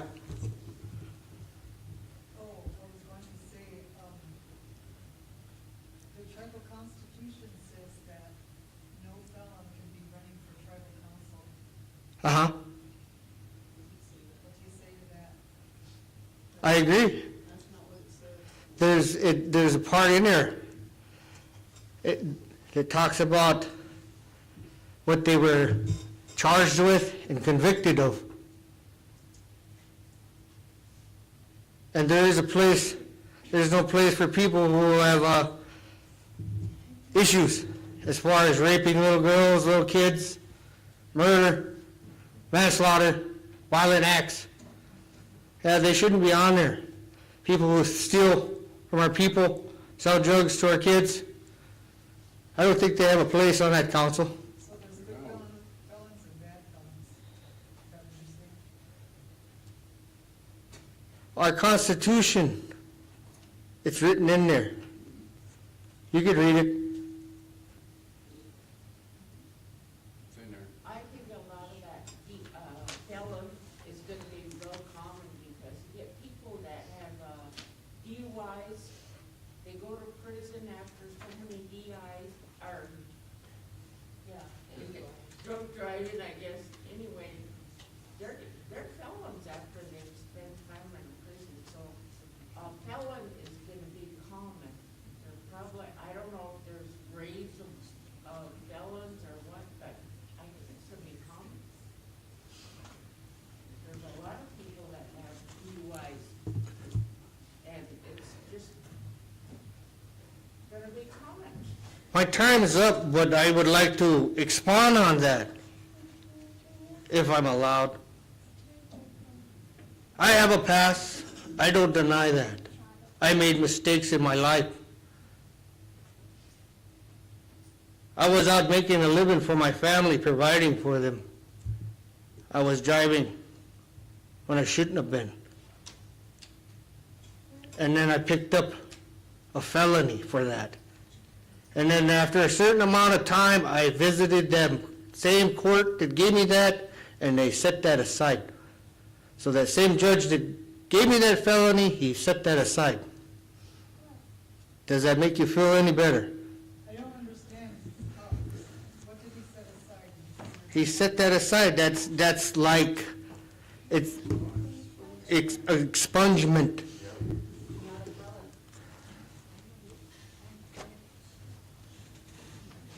Can I say something?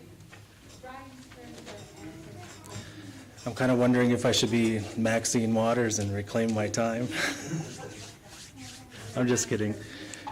To go back to your question, Billy, there's a lot that I want to answer with this, so I'm probably not going to get through it in 2 minutes, so let's go. The first thing is, if you fail to plan, you plan to fail. As the sitting chairman of the board of directors for Ho Chunk Inc. goes through an extensive planning process every single year, to which the board of directors is a part of and to which we ultimately approve. And the reason why I'm starting my answer with this is because that currently doesn't exist with the tribe. In my first term, I tried to implement that to get the tribe to institute a plan of what we were going to do because of all of the problems that we face. You'll recall the 5 prioritized areas that came out of those, the subsequent plans that took place from that. But sadly, when I left office in 2011, so did the planning process. So all of the problems that you're bringing forward, which are extremely legitimate, aren't going to ever get solved if there isn't a plan to solve them. I can talk very, very extensively about what we're doing and why we're doing it, but I want you to have an answer that understands that I hear what you're saying. what we do and the reasons why we do it are specific because not all, and actually most, business opportunities don't exist here in Winnebago or on the reservation, so we have to go to other places if we want any type of resources to be able to use here in Winnebago.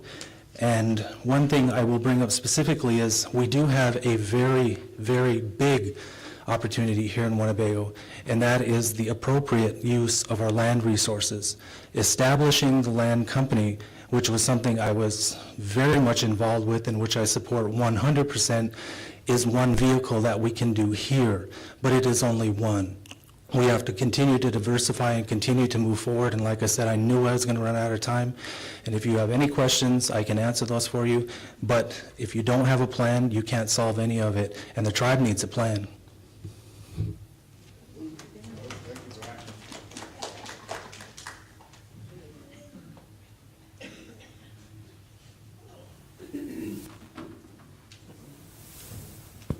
My question is exactly what Brian was talking about just now. I went to a council meeting several weeks ago, and I asked them, and I got the classic deer in the headlight look from the council people present. And that's, what's the plan? What have you planned for the tribe?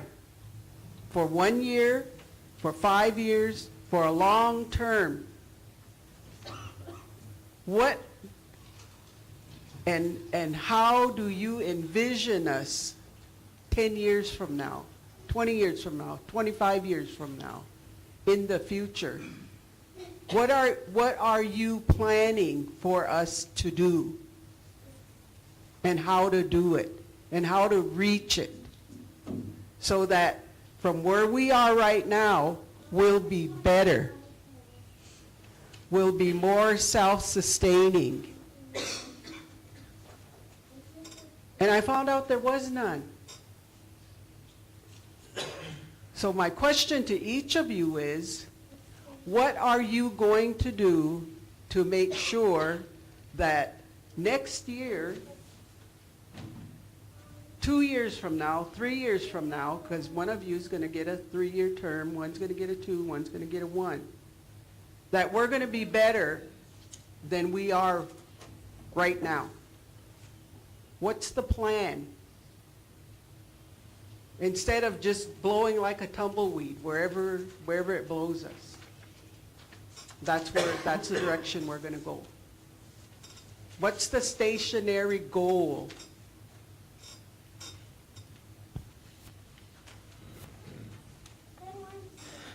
Jeannie, I think that's probably one of the best questions ever asked at any of the forums I've ever attended, because it requires thought, it requires skill, it requires experience, education, everything that's necessary to move us forward.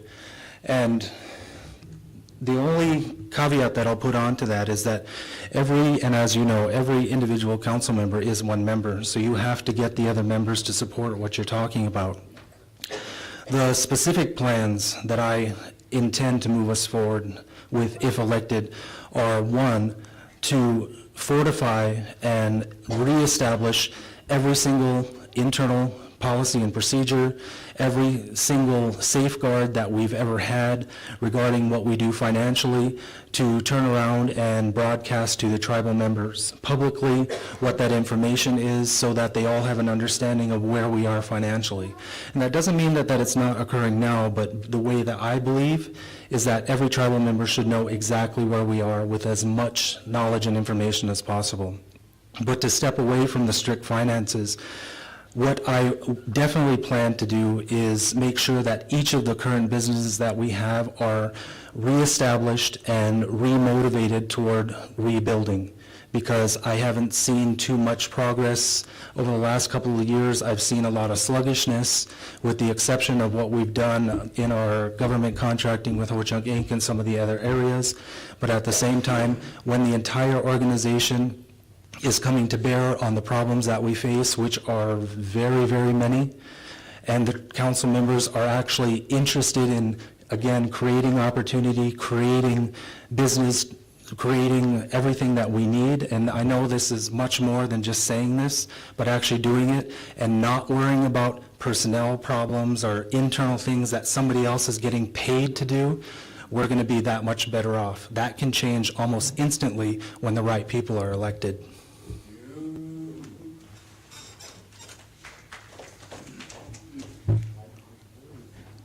That's so true. As you develop a team, you need to bring certain people in to do those things. What's realistic, you know. And I don't disagree with any of that, but I think that,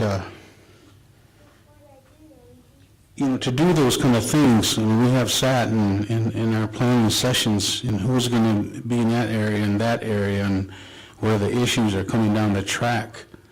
You know, so you talk about the social programs, and how do we meet the need regarding whatever that is, housing, you know, the 477, the seniors, you know, the youth, all of that. So there's a lot, you know, and in my experience, and as far as the forums, I haven't seen anything to come out of those forums to direct the council for these kind of things. It's just a lot of talk. And some have been in the past where nothing was really done either. You know, but I think it warrants an operational plan, whatever that is, annually. You know, just like HCI. You know, Ruben Snake had a 20-year plan. Okay, that is expired now. So what is the next move? You know, I would ask Lance that, and I want to have some discussion with him. Or maybe Brian or the board. So you got to have vision, you know, because like people my side, your time is limited, you know, and the youth, they're the ones that are going to be taking this over, you know. And you look at the casino, and you get in the other casinos that are popping up. There's one proposed in Yankton. You know, if that should happen, you know, there's a lot of things we'll look at. So the money's not as great like it used to be. So all our passive investments and investments, you know, where are they at? Because it takes money. It takes money for HCI to do what they want to do. You know, some of these tribes that talk to us, they didn't start out with a $14 million capital. They're just zero. And they don't know how we've done that. You know, so we are sharing that success. I give credit where credit's due. So there's a lot of things when it comes to our elders, the nursing home, you know, and people are resisting that. You know, and I've been involved with that, you know, and so it takes land, it takes resources, and the funding, and it's just not the casino, it's HCI, you know, and like I say, I give credit where credit's due. Our land lease, which is, we get like $1.2 million off the leasing tribal land, you know, and the land corporation wants to go after other land to do these kind of things, you know, so it's all important, you know. There's a lot of rumor that goes around and pointing fingers, but at the same time, you need to sit down and hear what they're saying, digest it, and to be a part of it, you know, because we're just here for a short time. And if I'm elected, I want to be that kind of person to help us move forward, you know, and to do those kind of things with the ones that are coming, you know, the ones that are little. Look what they going to endure if we don't have a casino no more. So it's a good question, Judy. And this administration, like Trump, you know, how he looks at towards Indian country, you know, anything's possible, you know, so as far as long-term investment, short-term investment, you know, I look at that as and the qualified people. So there's some good things that are happening, you know. I just want to bash anybody, but that's all I have to say about that. Thank you. I'm sorry. To the best interest of time and to be fair, let's try to stick to our time limit. I know everyone's kind of going over just a thought, but at 30 seconds, you should be wrapping up your thought. Currently, the Winnebago tribe does engage in an annual operating planning process. Each department is tasked with putting together their operating goals, They're charged with doing a SWOT analysis, looking at their strengths, their weaknesses, their opportunities, and their threats. And they look at their programming and what they see for their program and what they want to serve the community. And those all go to the tribal council. So right now, the council is engaged in reviewing those operating plans. And so the council has a very direct impact on guiding and being informed and in the know on what these programs are offering, the services that they provide, and the benefits to the community. So it's during this annual operating plan that the tribal council approves, that also comes along with a budget that drives the mission and the capabilities of the tribe. And so through that process, it is happening. A couple years ago, we had the planning department initiated, and it was to collaborate and make the best use of our resources and look at programming from a perspective, from a global perspective, and look at the opportunities that can be possible in cooperation. Like the YCIC is a perfect example of that. That's a collaboration between the court and some of our mental health services. So it starts with the council and their strategic plan, and that strategic plan should drive the direction of the tribe. And so it's identifying what's important, the elders, the youth, housing, safety, all these things that we've identified. And I'd like to see the direction of the programs stem from what the council has identified as strategic initiatives. And everything that we do is driven from that strategic plan. We can't just pick up every rhyme or reason and go in a direction and be chasing our own tail. You know, that's not proper planning, and that doesn't uphold our organization. So I would just still support the planning process, the budgeting process, and tying it back to the tribal council strategic planning process.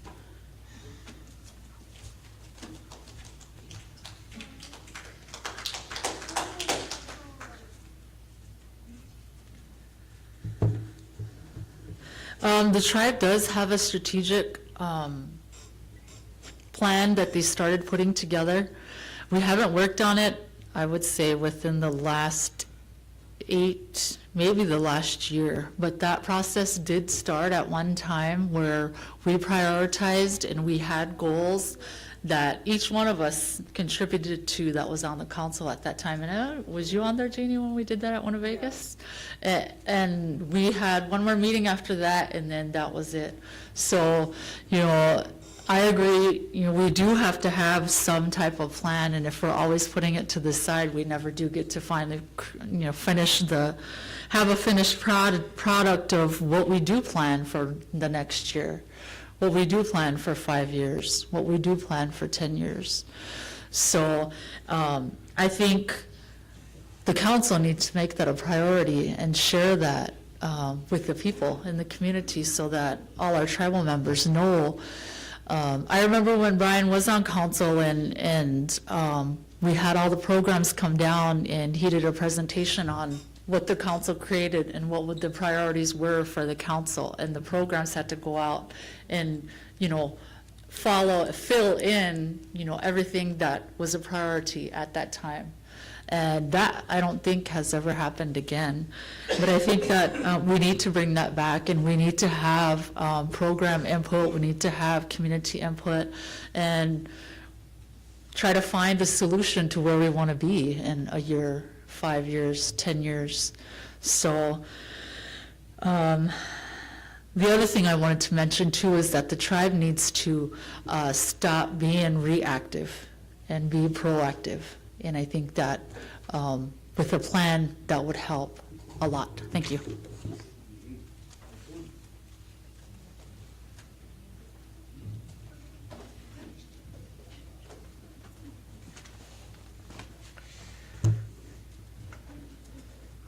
So what is the long-term plan you're asking, right? And you asked something about, you're looking, More of a goal. okay, goals and objectives? A plan to better our community within a year?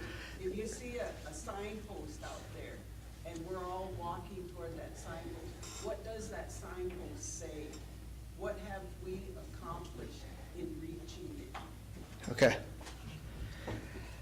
As far as self-sustaining, what we as a people can do, we have our natural resources, they're limited, but there's a lot of land that we could utilize. We're working toward that, I understand, as far as this, what that farming can do.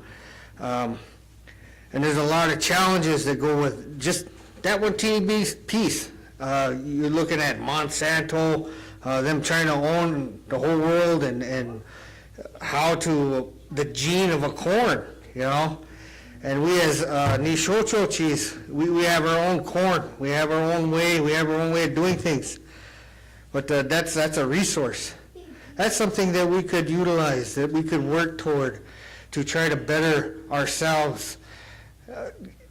Gender specific, having our women take care of that in at that phase, at that part of the process, having our men be involved in that, have the family unit all be involved in that.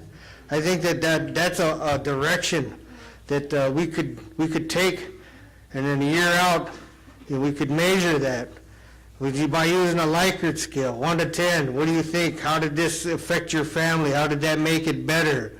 You know, and if we have a healthy community, you know, then we're going to have clearer minds, and we're going to be able to look towards the future in a better way. And it's like what Darla was saying, we're reacting.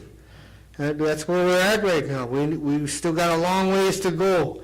But until we don't address the issues of helping our people get better, we're not going to get there.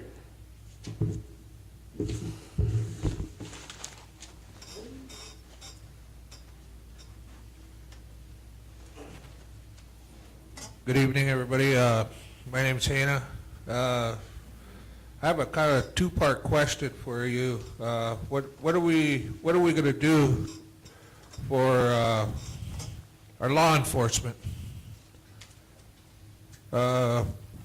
Also, our judicial system. You know, people get in trouble. Well, what's going to happen to them? You know, it seems like they're just getting a slap on the wrist, you know, and walking away, and they're doing the crime again.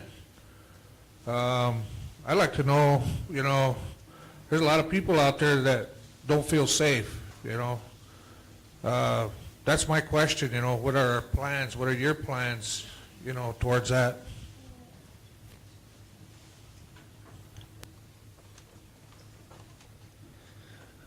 The simplest form of the answer is to create accountability. And the way you go about doing that is in tribal government, and especially in the Winnebago tribe's government, we are one of the few governmental organizations that has literally no control over our law enforcement, meaning that if we presented something as a directive, we could be told no, and there's very little we could do about it. On the court side, it's creating a better environment for the true meaning of law and order. And a lot of people, that goes right over their head because they think that they have to be attorneys in order to understand this, but it comes back to what I said initially as to where there's accountability. If an individual is in and out of the court system and it doesn't seem to be working, there are already a ton of things that we can do to help them. But the problem always comes down into no one is accountable for them. And it might seem that I'm being a little bit redundant with this, but it is truly create accountability, because without that, you can never hold anyone to account.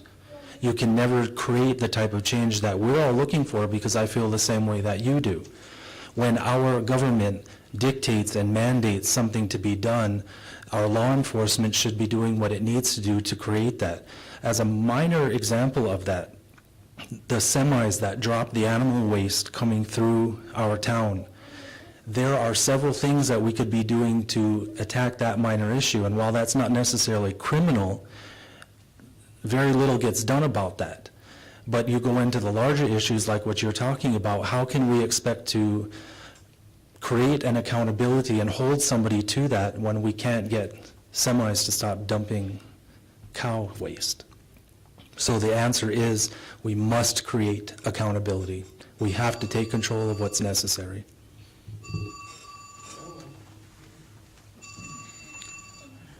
And I can tell you this, we met with the lieutenant a couple of days ago, and there's 2 officers we're trying to get to the academy to get their federal credentials. But there's a adjudication process, meaning the background investigation. It's taken 2 years to get that done in the Bureau. And that's, so we can't do anything, meaning, because the budget within the Bureau is reported that's receding.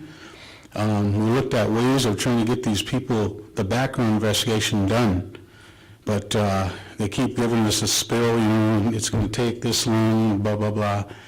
So what we have done is the money that's in the budget for those people to go to the academy down in Artesia, we directed the lieutenant to send these individuals to the Nebraska State Academy. So in essence, what I'm saying is to get officers to meet the need, here, that's just 2, but we're still short, So there's some change going on within the law enforcement down there. But I agree, the law enforcement in the community, it's crazy, So that's what I can report to you and everybody regarding the law enforcement situation. But we'll continue to work on that.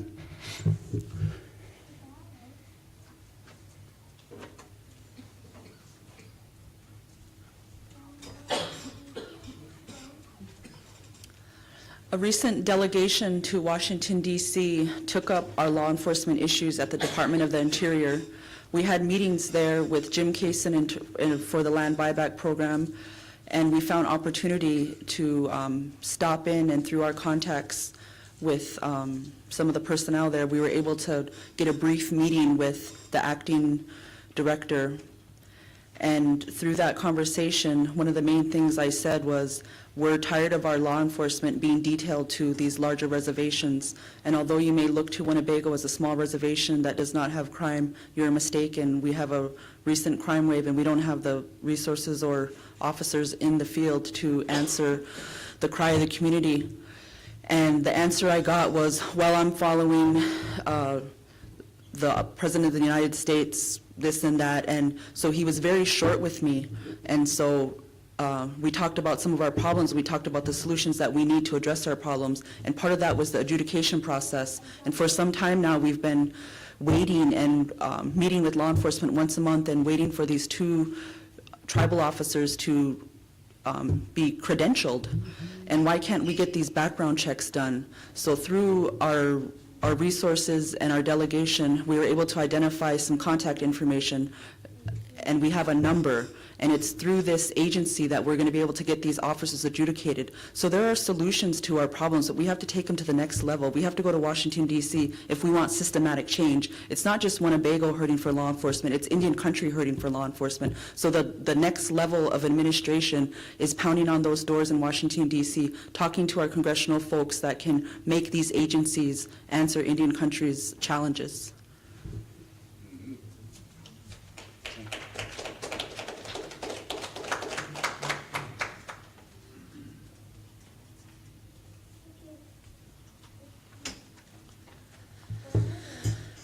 I know there's been talk of the tribe taking over the law enforcement by 638ing, and what that entails is all of the funds right now that the BIA puts into our law enforcement, the tribe would get, and we would be able to oversee the funding and how it's spent. That would knock out all of the rules, regulations, policies that the Bureau has in place now. And a resolution has been sent, but there has been no follow-up.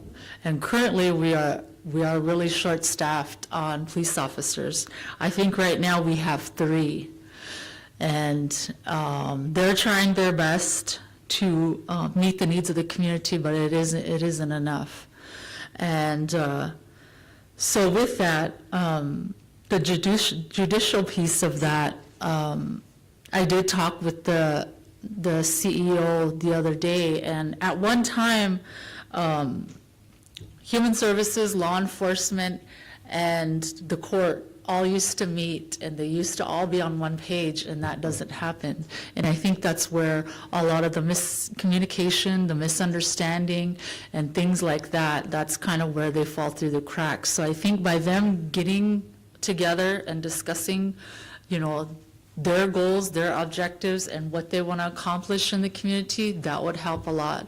But it would also help if the tribe just took over the law enforcement. Thank you.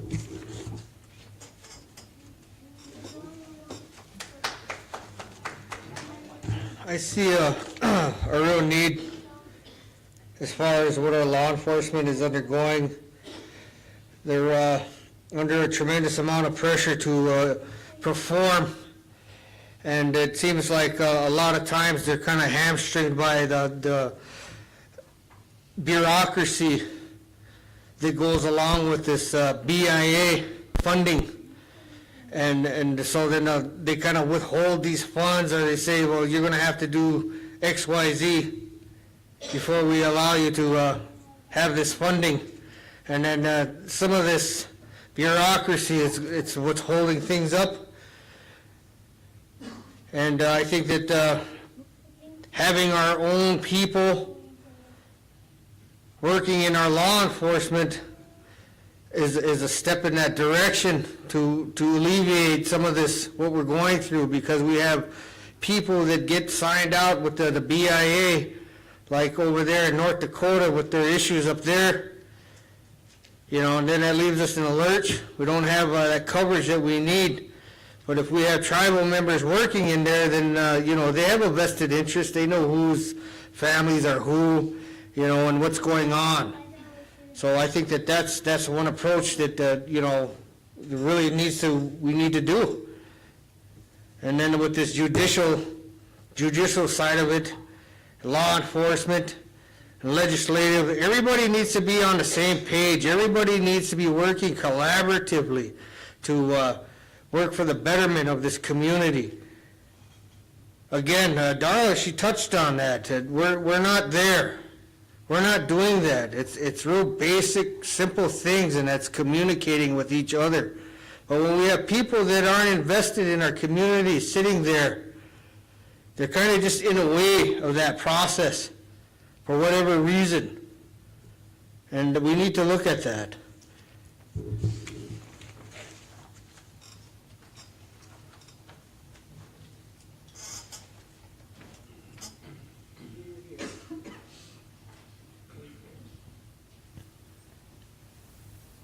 I had a question. My question was, I understand that working in the tribal council, things must get very hectic and very busy.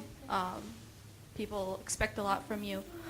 And I kind of noticed that there seems to be a slight disconnect within the council because communications are getting crossed or projects are falling through the cracks. And I guess my question is, what is the communication process in the tribal council, and how will you improve it so that there are follow-ups on projects and people's concerns within the community as a whole, the tribal council as a whole, not individually?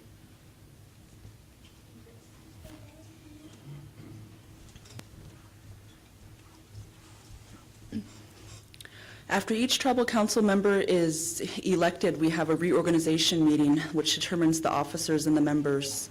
After that, there's a meeting that happens around that same time, shortly after, where we go over the variety of committees that the tribal organization council members have seats on, whether it be, well, for instance, I serve as the chair of the Winnebago Land Corporation. I'm on the health committee. I'm on the education committee. And so you volunteer yourself to serve on these committees based on your interest or based on your skill set or your background and what you can give to that community, a committee. Now, the burden falls on the tribal council member to attend those meetings, participate, engage, do things that support that entity and not tear it down, or support that department, not tear it down. And so we have a duty to serve in our full capacity on these committees. In turn, we have a duty to bring that information back to the tribal council table and inform them, this is what's going on, council, this is what the progress that we've made, I'm putting this on the agenda, this is where we're at. In turn, I go back to that accountability report because we currently have no mechanism for us to share that information not only with each other or with the people. And so if we were to put together a monthly accountability report, that would tell you if your tribal council member is attending their committee meetings, participating, and giving you the work and the productivity that you voted them in for. And so I think systems like that would create that structure. In turn, we have our communications office who has, I feel like, been doing an amazing job since it's been revamped, but we need to feed him the information and we need to let him know what's going on in our respective committees or in the work that we're doing so that it's out there. And so when people say nobody knows what's going on or how did the community not know about this, it's because council members aren't sharing that up through the channels that we have available to us through our communications office. And I also think that these accountability reports should be put in the WIN. So we are putting them in the WIN. We're going around at each, I suggested the mid-month meeting because it's an evening meeting, and each of us has to present our accountability report to the people. And so what better way to share information and to show what you've been working on that month than through a process like that?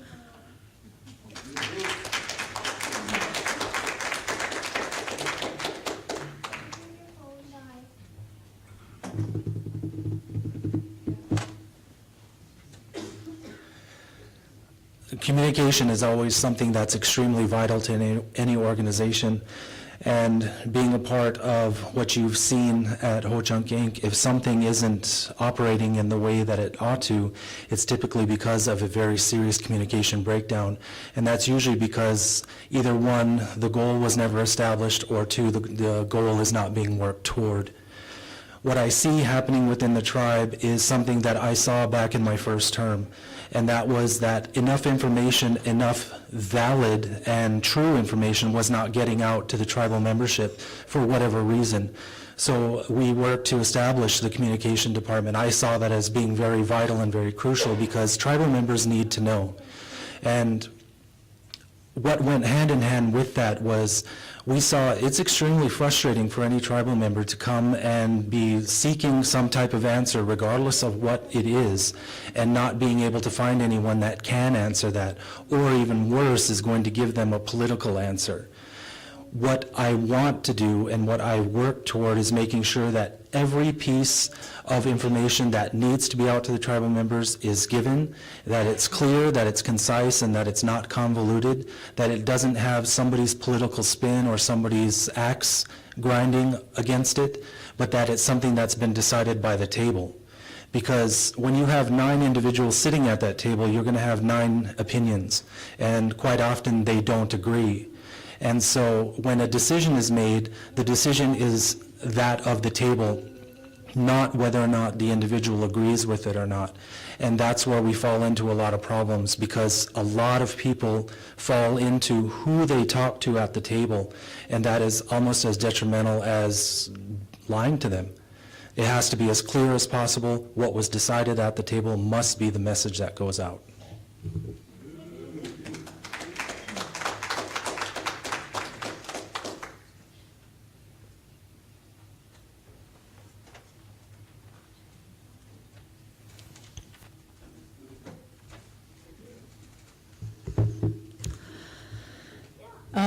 I think by adding to kind of what Tori said very quickly, you know, it's not that we need to prioritize. That's one of the things that needs to happen also. Not only planning, prioritizing, what is the priority? Is the strategic plan a priority? Is it expansion of our businesses? Is that priority? Is our land priority? You know, what is our priority? And one thing that we have changed this year, and the CEO actually started this, is that all program heads, all director heads, they have quarterly meetings with the council. And so 4 times this past year, the programs had to present their plan, their expenditures, their budgets, whether they were over, whether they were under, what they wanted to change, if they were meeting their goals. And not all the council members attended those. And so when I say, what is priority, we have to look at each individual tribal council member and find out what their priorities are, because the CEO and the programs can present and they can stay within their budget and they can set goals and meet them.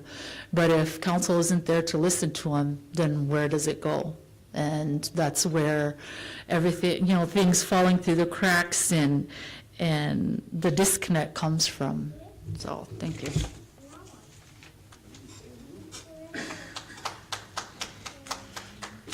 I would just like to expound a little further.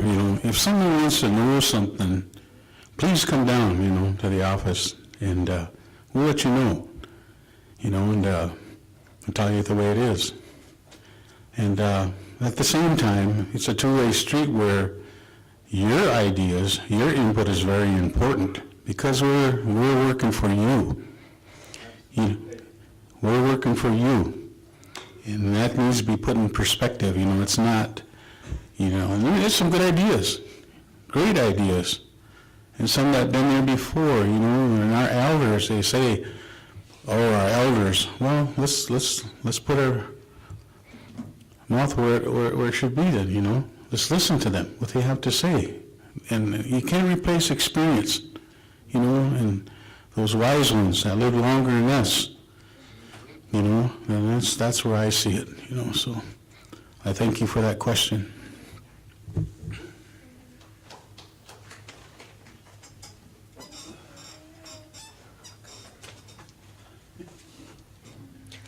I have not served on the council, so I really don't have a answer as far as what that disconnect is at that level. But what I think we need to be doing at that level is to work closely with those people that are supposed to be taking care of our tribal members. There's, like they said, a chain of command. There's a process that needs to be followed. We have people that are supposed to ensure that these processes are being done. I've sat on some committees, and I haven't seen some of these people over there. And I kind of wonder where they're at, If it's really important to them, they would be there. So.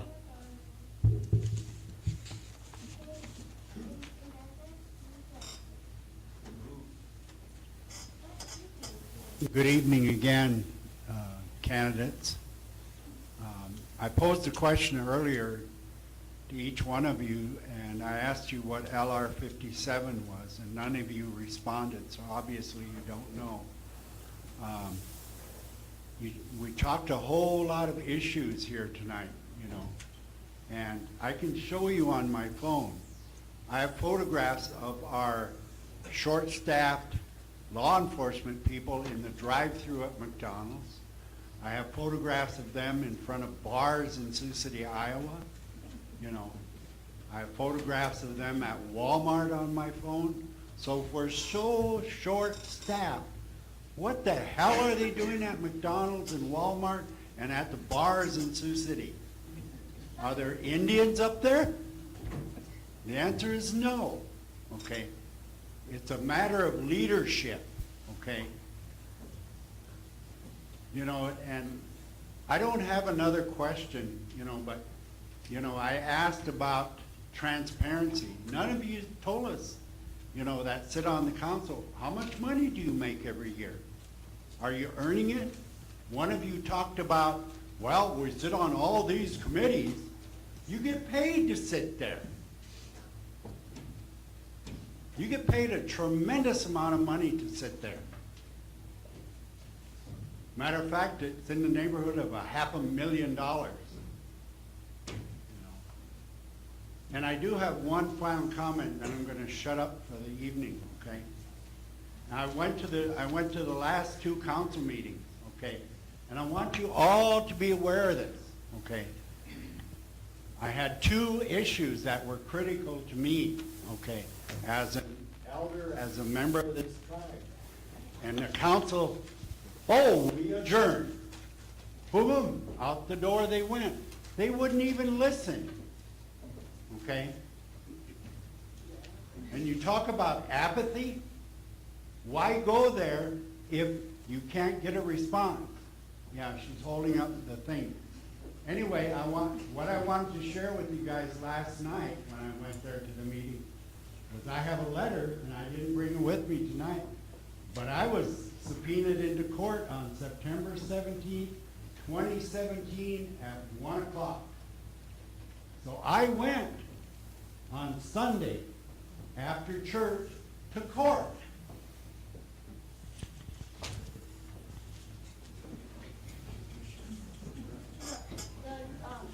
Mic is for questions. If there's time after, I don't know, for comments, but if we could just stick to the questions, the 2 minutes just for questions and not comments, it would let everything run a little bit more efficient. Something before I say anything. Okay, from our point of view, some of this stuff ain't better, be much better. We're on our way, but we're still kind of having a hard time as old chunks, you know. So then we come up here to this academia, we kind of throw some hearsay in there, some side sources and all that kind of stuff. You know what I mean? But we sit there, we say that education is the way, is the key. But we don't talk about making it free for us, what's happening in the world. And I kind of, this is a comment, sorry. So then, one of the things that I heard was from my elders, a long time ago, they said it takes a village to raise a child. They said that we're all going to be invested in our relatives. We're all related. We're all going to be invested in our relatives. We're going to be invested in their lives. We're going to do that. One thing that got me mad with the last council was that they did that, I raised my grandkids. I raised my kids good. That's the parents' fault. It's not. It's the village. And as the village leaders, you know, you have to take that up, you know. So that in there, you know what I mean, our things are worse. Our people are dying in the streets, you know what I mean? It's really bad. And if our youth don't take up our cultural ways, our sovereignty, it goes away. And everything that we're talking about here is for naught. It's for nothing. So then, I want to bring up culture because we kind of left it out, you know. What does it mean to be a Ho-Chunk to you? How much of these beliefs, of our beliefs, permeate through your being and are going to be reflected in your leadership? I was going to drop it. I will drop it. Oh. Yeah, they take it out of the bag. Corey, thank you for that question. You know, that question, you know, that's who we are. You know, and I have chokas, you know, that I've said, Trushka, one of these days, this is going to be in your lap. And what are you going to do with it? Well, that time's here. And I don't push my ways on anybody, but we all have to believe in something. You know, if it's the Catholic Church, if it's the Native American Church, you know, it's the Lodge Way, you know, whatever works for us. You know, that spirituality is one-on-one. And what we teach our children, and those words were golden, how you were raised, what you were taught, you know, and what helps and what works. So a Ho-Chunk way of life is every day. You get up with prayer, and at the end of the day, you end it with prayer. You know, that's what they said. That's what they said how to be. You know, and like I said, in our way of life here, there's got to be a balance, because that's what defines us. It's not all about Jura. money, you know? So these kind of things, you know, how we get along, respect one another, love one another, help one another. And there's some that are probably better in the business world and some are better than in the cultural side of things. But we still got to live together. We still got to work with one another, you know, regardless who's here. And someday your younger ones are going to hopefully probably be here or being in charge or something. Like I see Roland, I see Greg. You know, we do those hard things. You know, you're called upon to do a service, and we all should be respecting each other better. You know, I know we all don't all get along, we don't all agree. You know, but time is short, they said, and I believe that as I get older, what they meant, what they said. So we all make choices, and it goes back to the little ones. What they see and what they hear, they absorb that, you know. So if there's domestic in the home, or there's drinking in the home, or there's meth use in the home, drinking, you know, partying, you know, and to each his own. So you talk about those values, those principles, you know, that we all know. We all know right from wrong, you know. And it's up to each and every one of us. You know, because, you know, your jaji, maybe you don't have your jaji, maybe you don't have your nani, or your choka, or your kaka, but you got to raise that child, you know, and you got to teach him something. So culture is really important, you know, to me, you know, and I support it, you know, so I could go on and on about culture, you know, and, but you got to live it. Thank you.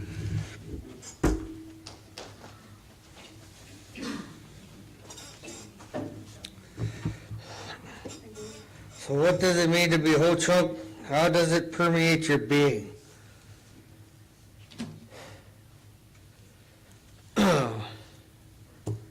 Everything starts with a creator and that relationship that you have with it. And your understanding of him, whatever that is, however you got that, and it's good. As long as you believe in something greater than yourself that you can hang on to in times of adversity. You go to that. You lean on that.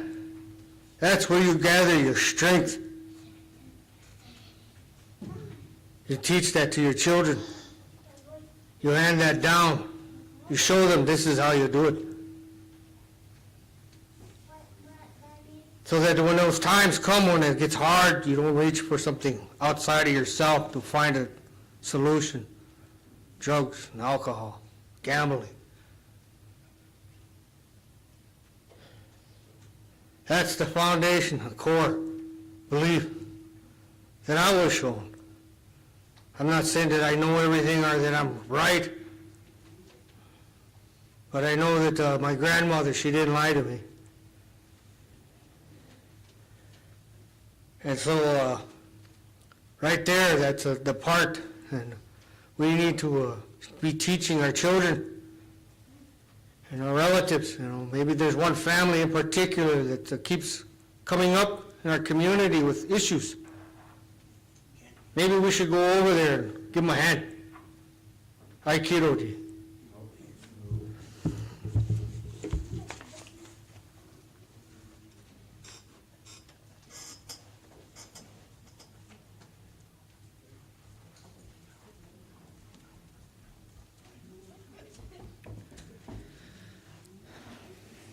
I believe that being a Ho-Chunk is about Mauna Creator God, and I found that in my role on the Tribal Council, I've had to call on that faith more than ever to guide me and answer questions that I've had. And being one of the youngest members on the Tribal Council, I look around at my council peers, I look around the community, and because I have a lot to learn and I have a lot of respect for some of our elders that have shown me good teachings and have exhibited that through their actions and the way they carry themselves. But when I look around the community, and I see our tribal members struggling. I see our elders struggling. And it goes back to our identity. Who are we as Ho-Chunk people, and what does that mean? What are we teaching our youth? What are we teaching that that our actions, speak louder for our words? And if we're going to maintain this Ho-Chunk way of life, we need to ground ourselves in those teachings and mean it and conduct ourselves in that way, because people are watching. I'm watching. I consider myself a young person, and I'm very fortunate to get to sit at that table with many of our the wisdom of our elders and of our experienced tribal council members that have served many terms. But when I look around and I see what's happening in our community with our young people, what's happening with some of our elders, that's not the Ho-Chunk way to me. Lying, stealing, cheating, manipulating, sending anonymous letters, tearing the flesh, with words. That's not the Ho-Chunk way, but that's what I see. So I pity each and every one of us, because we need to call on those traditional teachings and go back to that way of life and walk that walk. Because right now, I'm looking all around and that's not what I see. So we need to call on that language, tradition, and culture, because that's what our foundations started with, and that's what brought us to this 2017 Survive Genocide. And now we're looking to outside things to tear our own people down. And so I believe in that language and culture and tradition, but I would like it come from a real place, and for people to maintain that and show me, so I can show my young relatives the same thing. Thank you.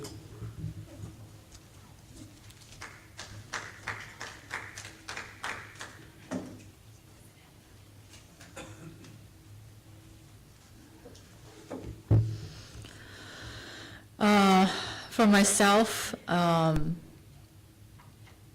being Ho-Chunk means a lot of different things to me, and through all the experiences that I have had in my life, it has changed, it has evolved, and however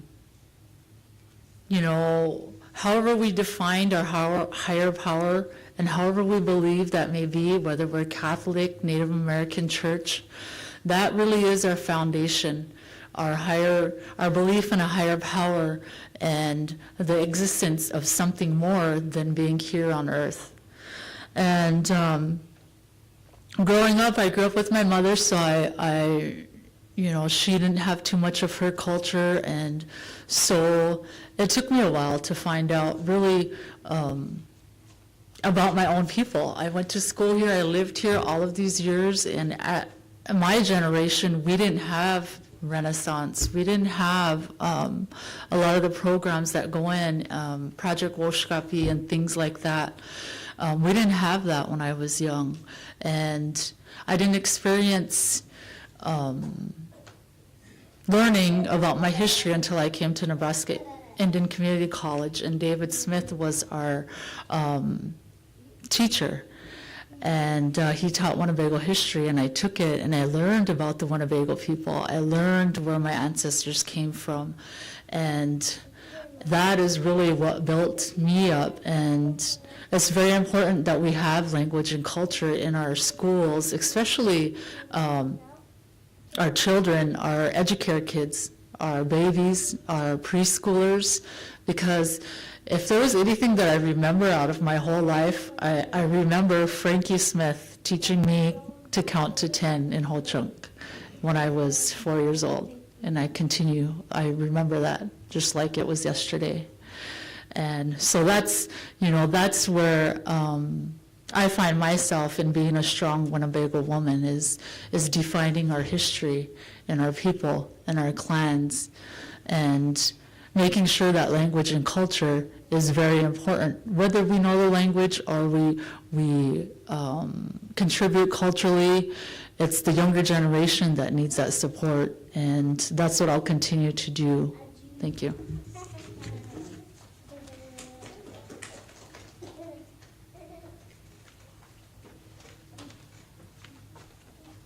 We're getting down there, aren't we?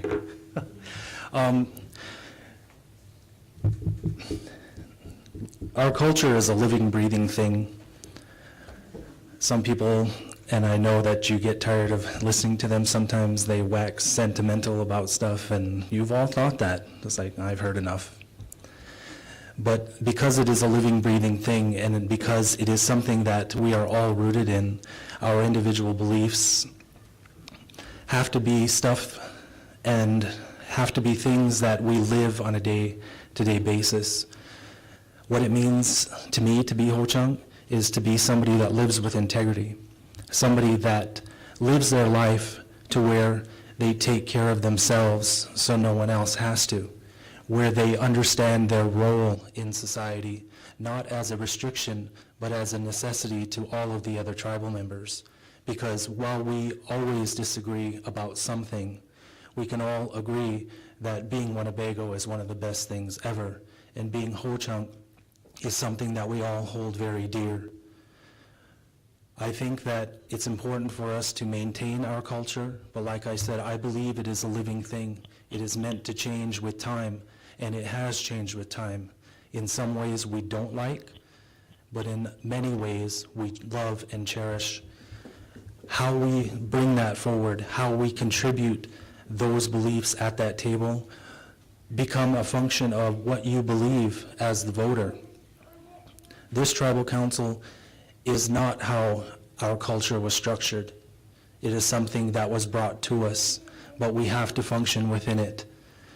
Bridging that gap is something that we all still struggle and must contend with, but it really comes down to who has the skill set to cross that bridge and make that bridge wide enough for every single Ho-Chunk to cross. That's what I believe.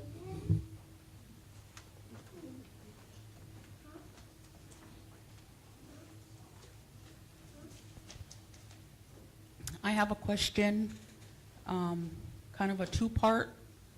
There's been a lot of rumors going around about the Powell Committee and about thousands and thousands of dollars missing. My question is, I guess, to the current council, are you able to tell us what's going on with that? Powell's been over for about a month and a half now. That's the first question. The other question is, I've heard the word accountability all evening. Where's the accountability?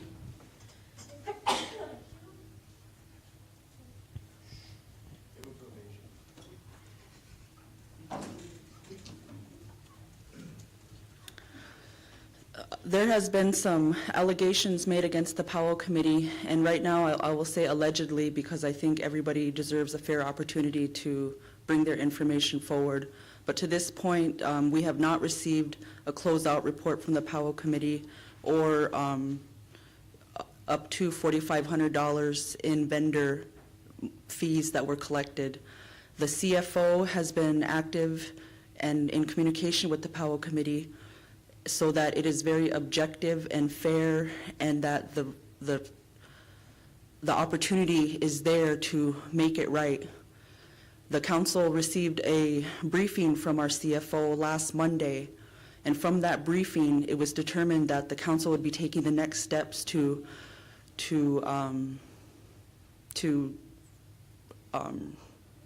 seek justice, I guess. Our CFO has visited with Frederick Peebles and Morgan, and the council has had discussions on how we set policies and procedures that are going to govern the way that the Powell Committee handles the finances. And it's unfortunate that we have to be reactive again because we have an incident. And it's things like that, as your treasurer, that I'm going to stand up and protect the name of the Winnebago tribe and protect the homecoming celebration and the integrity and the intent that it was to celebrate our warriors. So I don't want to feed into the rumors, but I will just tell you from my position as the treasurer that there is an active investigation and there will be follow-up action.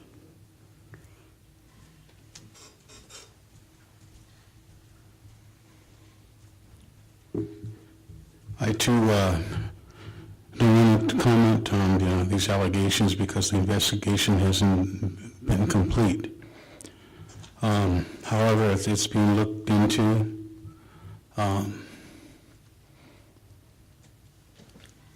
And I know that going back on those names being, it was posted, those that wanted to be on the powwow committee. And those names came in, and accordingly, the council approved of them to be on there. But there was one that's not a tribal member. And I was the only one under the tribal council that voted no for not letting this person on there because they weren't a tribal member. There was policy that didn't permit that, you know. But finally, I made a motion to where they shall be an enrolled member for in the future. So this doesn't happen again. You reverse that around. You would think, do you think a person from another tribe, their tribe, they would allow any one of us on their powwow committee? I don't think so. And that's what I told the council, but I was the Lone Ranger that day. You know, and but it's being to assure you this is being looked into, you know, so there's a corrective action. It's been done by motion, and like Tori said, the investigation, and it'll come out, you know, so that's all I have to say about that.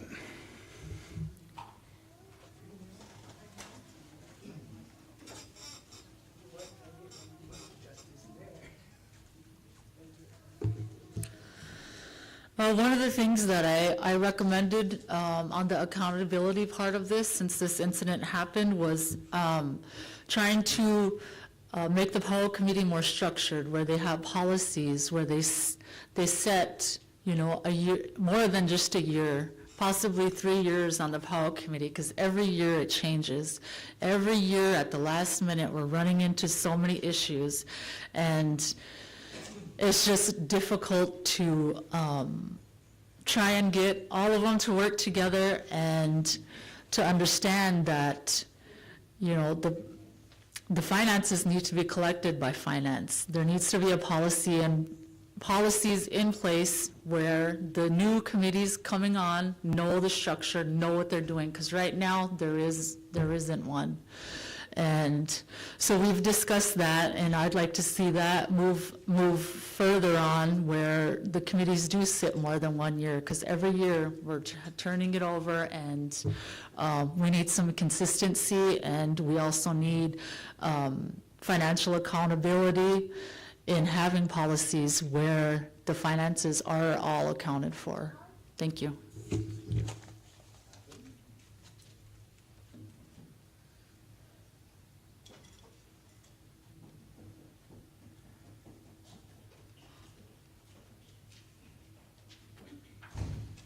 I'd like to ask my elders to excuse me for speaking in front of them. I am Sadie Jefferson. I'm a member of the tribe. Mine is like a three-part question. Are you guys aware that nepotism is going on within the tribe, and how are you going to control it? Also, can or will you be able to do anything about nepotism going on within the tribe? Thank you.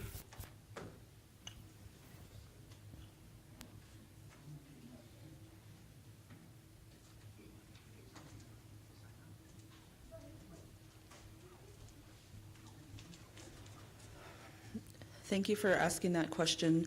I know some of the feedback we get every time somebody gets a position is that so-and-so got that job and my relative didn't, and sometimes they're relatives that may be working closely together, but there's policies in place that prevent relatives from supervising or overseeing another. I don't support nepotism. I think that there's policies that we need to look toward to kind of create that discipline and structure so that it takes care of itself, and that when we have an issue of nepotism, we lean towards that policy and say that's unallowable, and we sense there's nepotism. But that has to come from the director or from the manager, and all the way clear up to the human resource policy that governs that. And so we all want things to be fair, and we all want opportunities for our tribal members. And so it's frustrating when there's positions and everybody can't be selected. So I would say that I would uphold the policies that govern nepotism and not allow any flexibility, because things like that make other employees uncomfortable, and that, like, there's favoritism, and that's not fair, and that doesn't create a good working environment, and sometimes it creates a hostile working environment because people think that there's things like favoritism. So I would just say that we have to uphold our policy, and we have to support our directors or our managers that are trying to uphold that policy.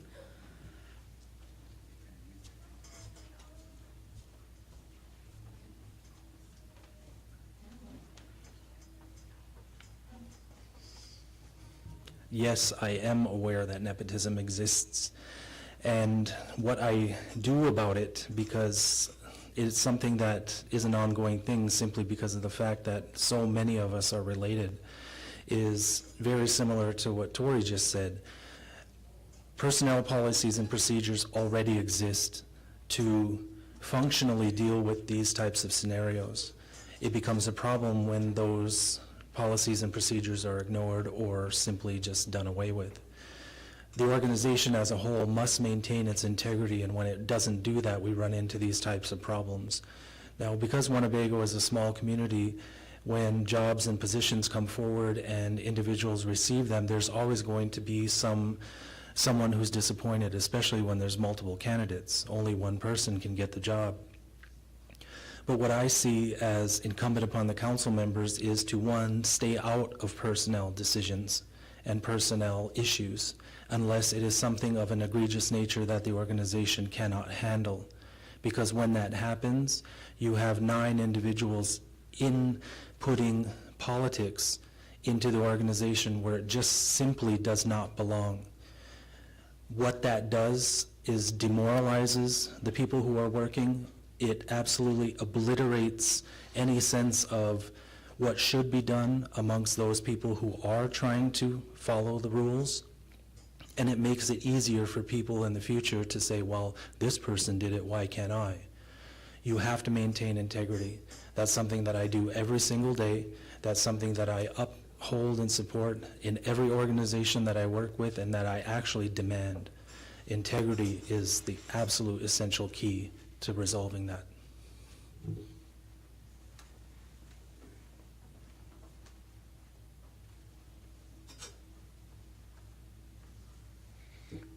I'll just comment just real quickly. I don't support that that practice, and I'd uphold those policies, and they're there for a reason. But as we all know, those kind of things sour an organization. They sour the department, because of those kind of things. And we've got to be consistent with those kind of things, I realize everybody needs a job, and they might be distantly related, and highly qualified, those kind of things. But people need to be neutral. They need to stay out of that, you know what I mean? And as far as a tribal council member and having some influence on that, I don't agree with that either. But those policies are there for a reason, and we need to abide by them. Thank you.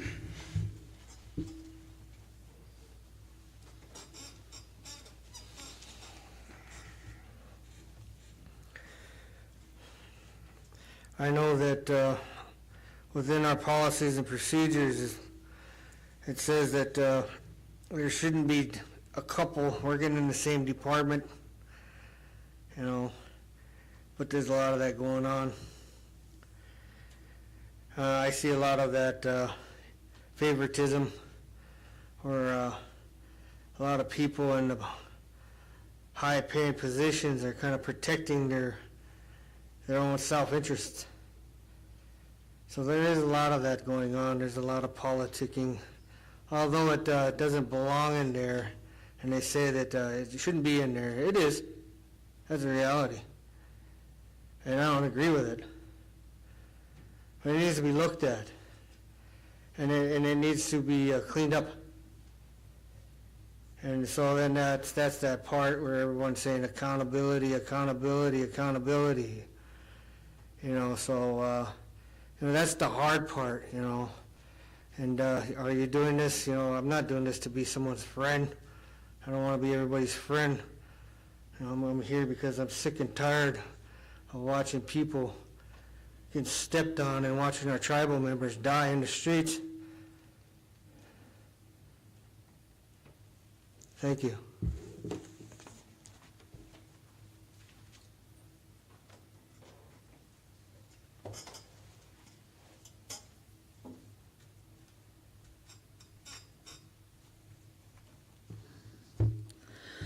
The tribe does have a policy on nepotism, and as a tribal council, we only approve policy. We don't approve each and every hire. Directors are paid to do their jobs, and they need to follow through with what the policy says. The only time that it is brought to the table is when we have tribal members that bring it forward. So, I mean, if it's an issue for you, maybe that's something that you could bring forward, so we could take a better look at it. A lot of the things that tribal council deal with, you know, is usually from someone coming forward and making it an issue. And maybe that's something that needs to happen. But like I said, you know, tribal council only approves the actual policy itself. They're not the enforcers of who gets hired. And that falls back on the directors that are paid to do their job. Thank you. There's two more questions that we have. I'm going to ask that we, to get the questions answered, have a 1-minute response. Okay? 1 minute limit for the question and 1 minute response, just to get the last two. We're already past our time, and our students, I know, want to get home. Our mic is acting up. I think we're needing batteries, so we'll start here first, and then I was just wondering, since, like, you know, the whole town, the community, there's poor ones and there's rich ones, and it doesn't seem like TANF and the other programs are working very much to help them, you know, like the kids and stuff. I don't know how to explain it, but I was just wondering if you guys were gonna improve any programs, or even if tribal council has even talked about it.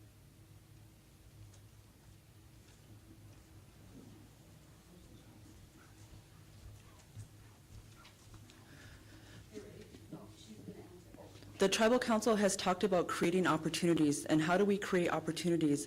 And we think of programs and families that are in need, that are using some of the services like the TANF program or the GA program.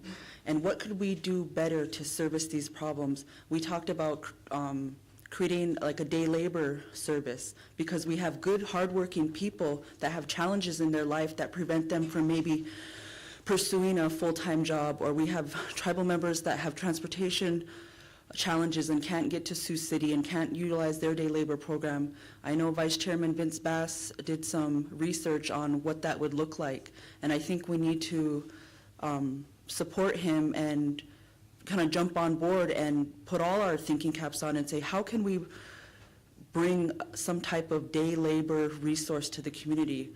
Or we talk about the 250 emergency assistance, that is a limited pot of money that helps people out in their time of need. What could we do to put some responsibility along with that money? Maybe they have to do some elements of community service. So we have definitely been thinking about that, because everybody wants to work, everybody wants to provide, and everybody wants to feel good about themselves. And so we need to think about opportunities to help some of our struggling tribal members that need that extra help outside of a driver's license, or outside of some of the things that they're facing in their everyday life.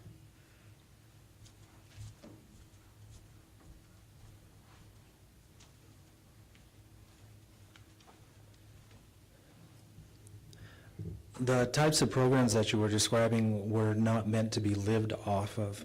And because of that, you do have to contend with the fact that some people view it that way, but that's incorrect. The solution to that is rooted in the actions that I took in my first term with the 5 prioritized areas. One of them specifically was the creation of jobs. When an individual has a job, they have the ability to change their own life. They have the ability to earn for themselves, and they have the ability to create for them and their family, the dignity that comes from a hard day's work. I look at it as the tribal council's mandate to create as many jobs as possible, and what goes hand in hand with that, sustainable, attainable jobs. You can't just throw money at the problem and expect it to go away. It has to be something that's going to continue forward because, as was mentioned, people come to those jobs with different skill sets, and you have to be prepared to deal with somebody that can handle a lot and somebody that can only handle the little. And the answer, though, is creation of jobs.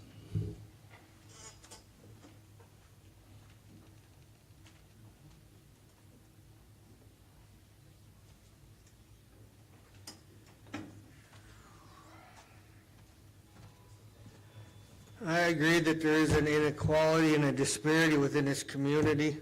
There are those that have and those that do not. And this TANF program is kind of crippling us. We have a lot of members that they try to live off of that. When that was just designed to kind of help them through a lurch, a hard spot in life. We all run into that. So that extra support for our members, that's good. That's a good thing to have. But when you start abusing that and trying to live off of that and then support your addictive behaviors, then it's not a good thing. And so I think that we need to create positions. We have a lot of resource here. We have our lands, our timbers, our woods. There's a lot of wood that could get cut. There's a lot of overhanging branches in the summer that could be cut. A lot of grass that could get cut for our elders. A lot of snow that could get pushed around in the winter. These people, they could be employed.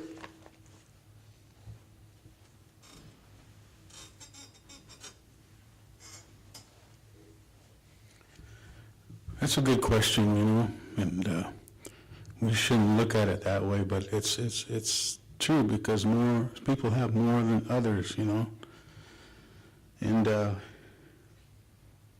it's true what these individuals have said.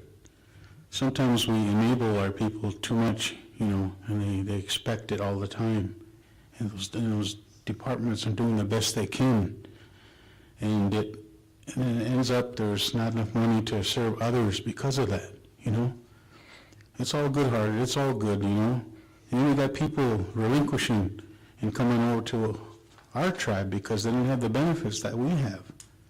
So the tribe is doing a lot of good things, and people want a part of that action, you know. If there's work, you know.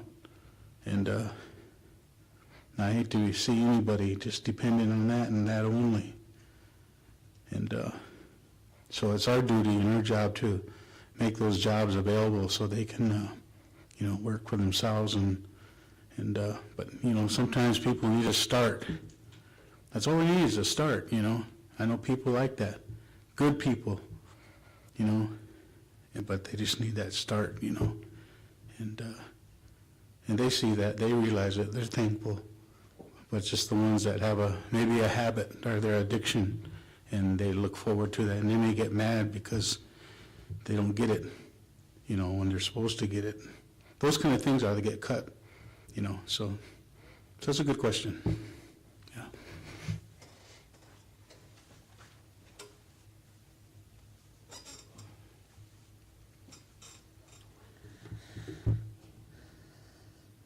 I'm kind of getting sleepy, so I'm just going to answer very to the point. But Gaga status. No, just kidding. You know, I don't remember the last time that we actually took a survey of our community and really looked at the community and seen what the needs were. And I think about this because, you know, I went in and I was looking at our youth when I was teaching, or when I was doing my practicum, and we make assumptions that we know what everybody needs, and we create programs and we create policy and we create committee after committee trying to find answers to what we think the community needs. And so I think that by trying to find out what we can do to meet the community needs. Oh yeah, let's put some more money up in the emergency account so that we can help more people. You know, is that really the solution? I think we need to look at TANF and each of their clients and them getting on, you know, a path that can help them be successful instead of saying, oh, here you go, here you go, here you go. You know, let's create a plan that they can work together and try to come up with something that does meet the needs of their family, their children, and things like that. So I guess that's my response to that question, and I hope that that helps. And I hope that, you know, that we do push towards surveying our members and our community members to see what our true needs are here in Winnebago.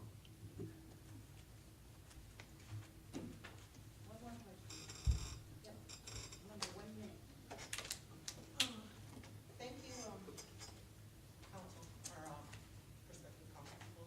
My name is Joy Long, and my question is, I'm sorry, I apologize, I got here late. Every year, the people that are running for council always talk about per capita. Are you in support of it, and how do you expect to attain it? And then the other part of my question was, what do you stand for? What is your platform? What are your main priorities? What do you hope to accomplish if you get on the council? Yeah.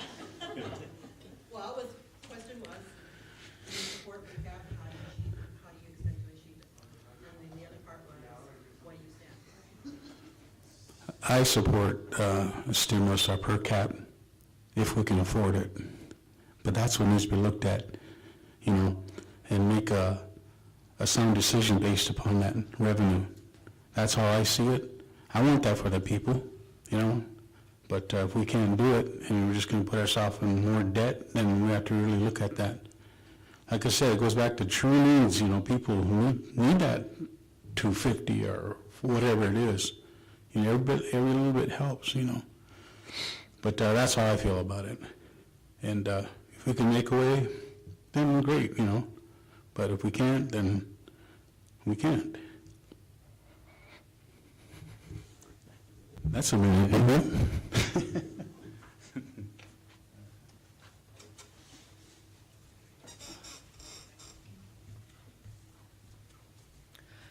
My stance on stimulus is based on funding and based on the capacity of the tribe during that fiscal year to support that. I do think that, you know, $250 in the holidays can make a difference in a family's dinner. It can make a difference in what they can put underneath that tree. But those are all instant gratification things. We spend over $1 million to provide a stimulus for the membership. And within 30 minutes, that money leaves our reservation and is spent at Walmart or Hy-Vee and things like that. And so although I see the benefit in that short term, I think that there are conversations we can have to maximize the use of our resources and take that $1 million and maybe build 10 homes, and we can put 10 families in a home for a long-term solution for that family. So they have somewhere to have Christmas, to have Thanksgiving, and not be looking for a place to live. So based on funding and based on the priorities of the tribal council and the need of the community, I think stimulus is like a year-to-year decision and what we want for the long-term progression of our community. And if housing is one of those things, then I think we should start thinking about putting $1 million towards housing.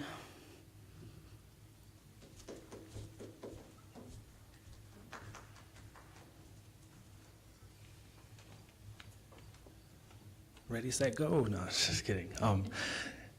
Yes, I do believe in the stimulus. By bringing it back in my first term, I saw what it did for the tribal membership, but like what was also said, it had to be done within scale of what we were capable of affording. You will remember that we didn't always receive the exact same amount. The proverbial magic number, the $5.99 that some people had in their head, simply wasn't attainable. And as the treasurer in those first two terms, our first 2 years when I brought it back, I put aside 5% of every unrestricted dollar in order to build that fund, and that's why we got the first 250, and that's why it was only 250. The magic part about that is that 5% from unrestricted dollars, not one department director missed it at the end of the year. They didn't even know it was gone. So when it's done appropriately and it's done correctly, sure, let's do it. But it has to be something that's sustainable and attainable. The other part, what I'm platforming on, transparency, integrity, and leadership, not just representation.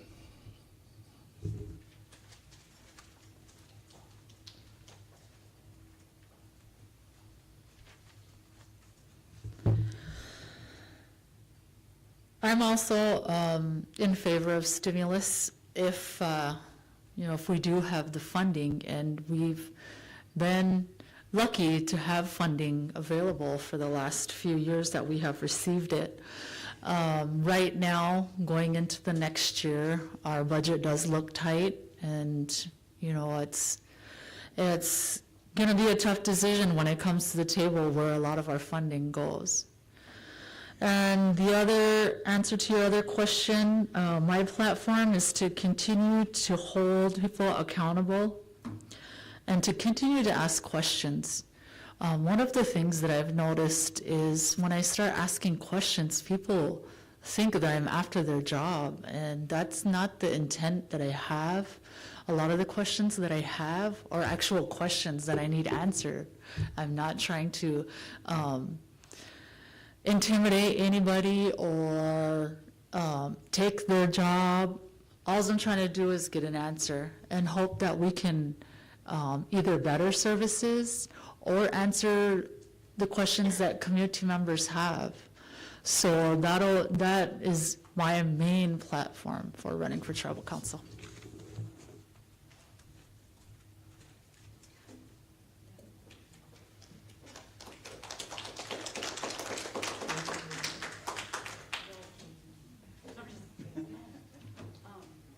I want to thank the candidates that came and stayed throughout the entire question and answer period. We went well over our time, so I do appreciate you staying and listening to the community. And I know the students appreciate it. I want to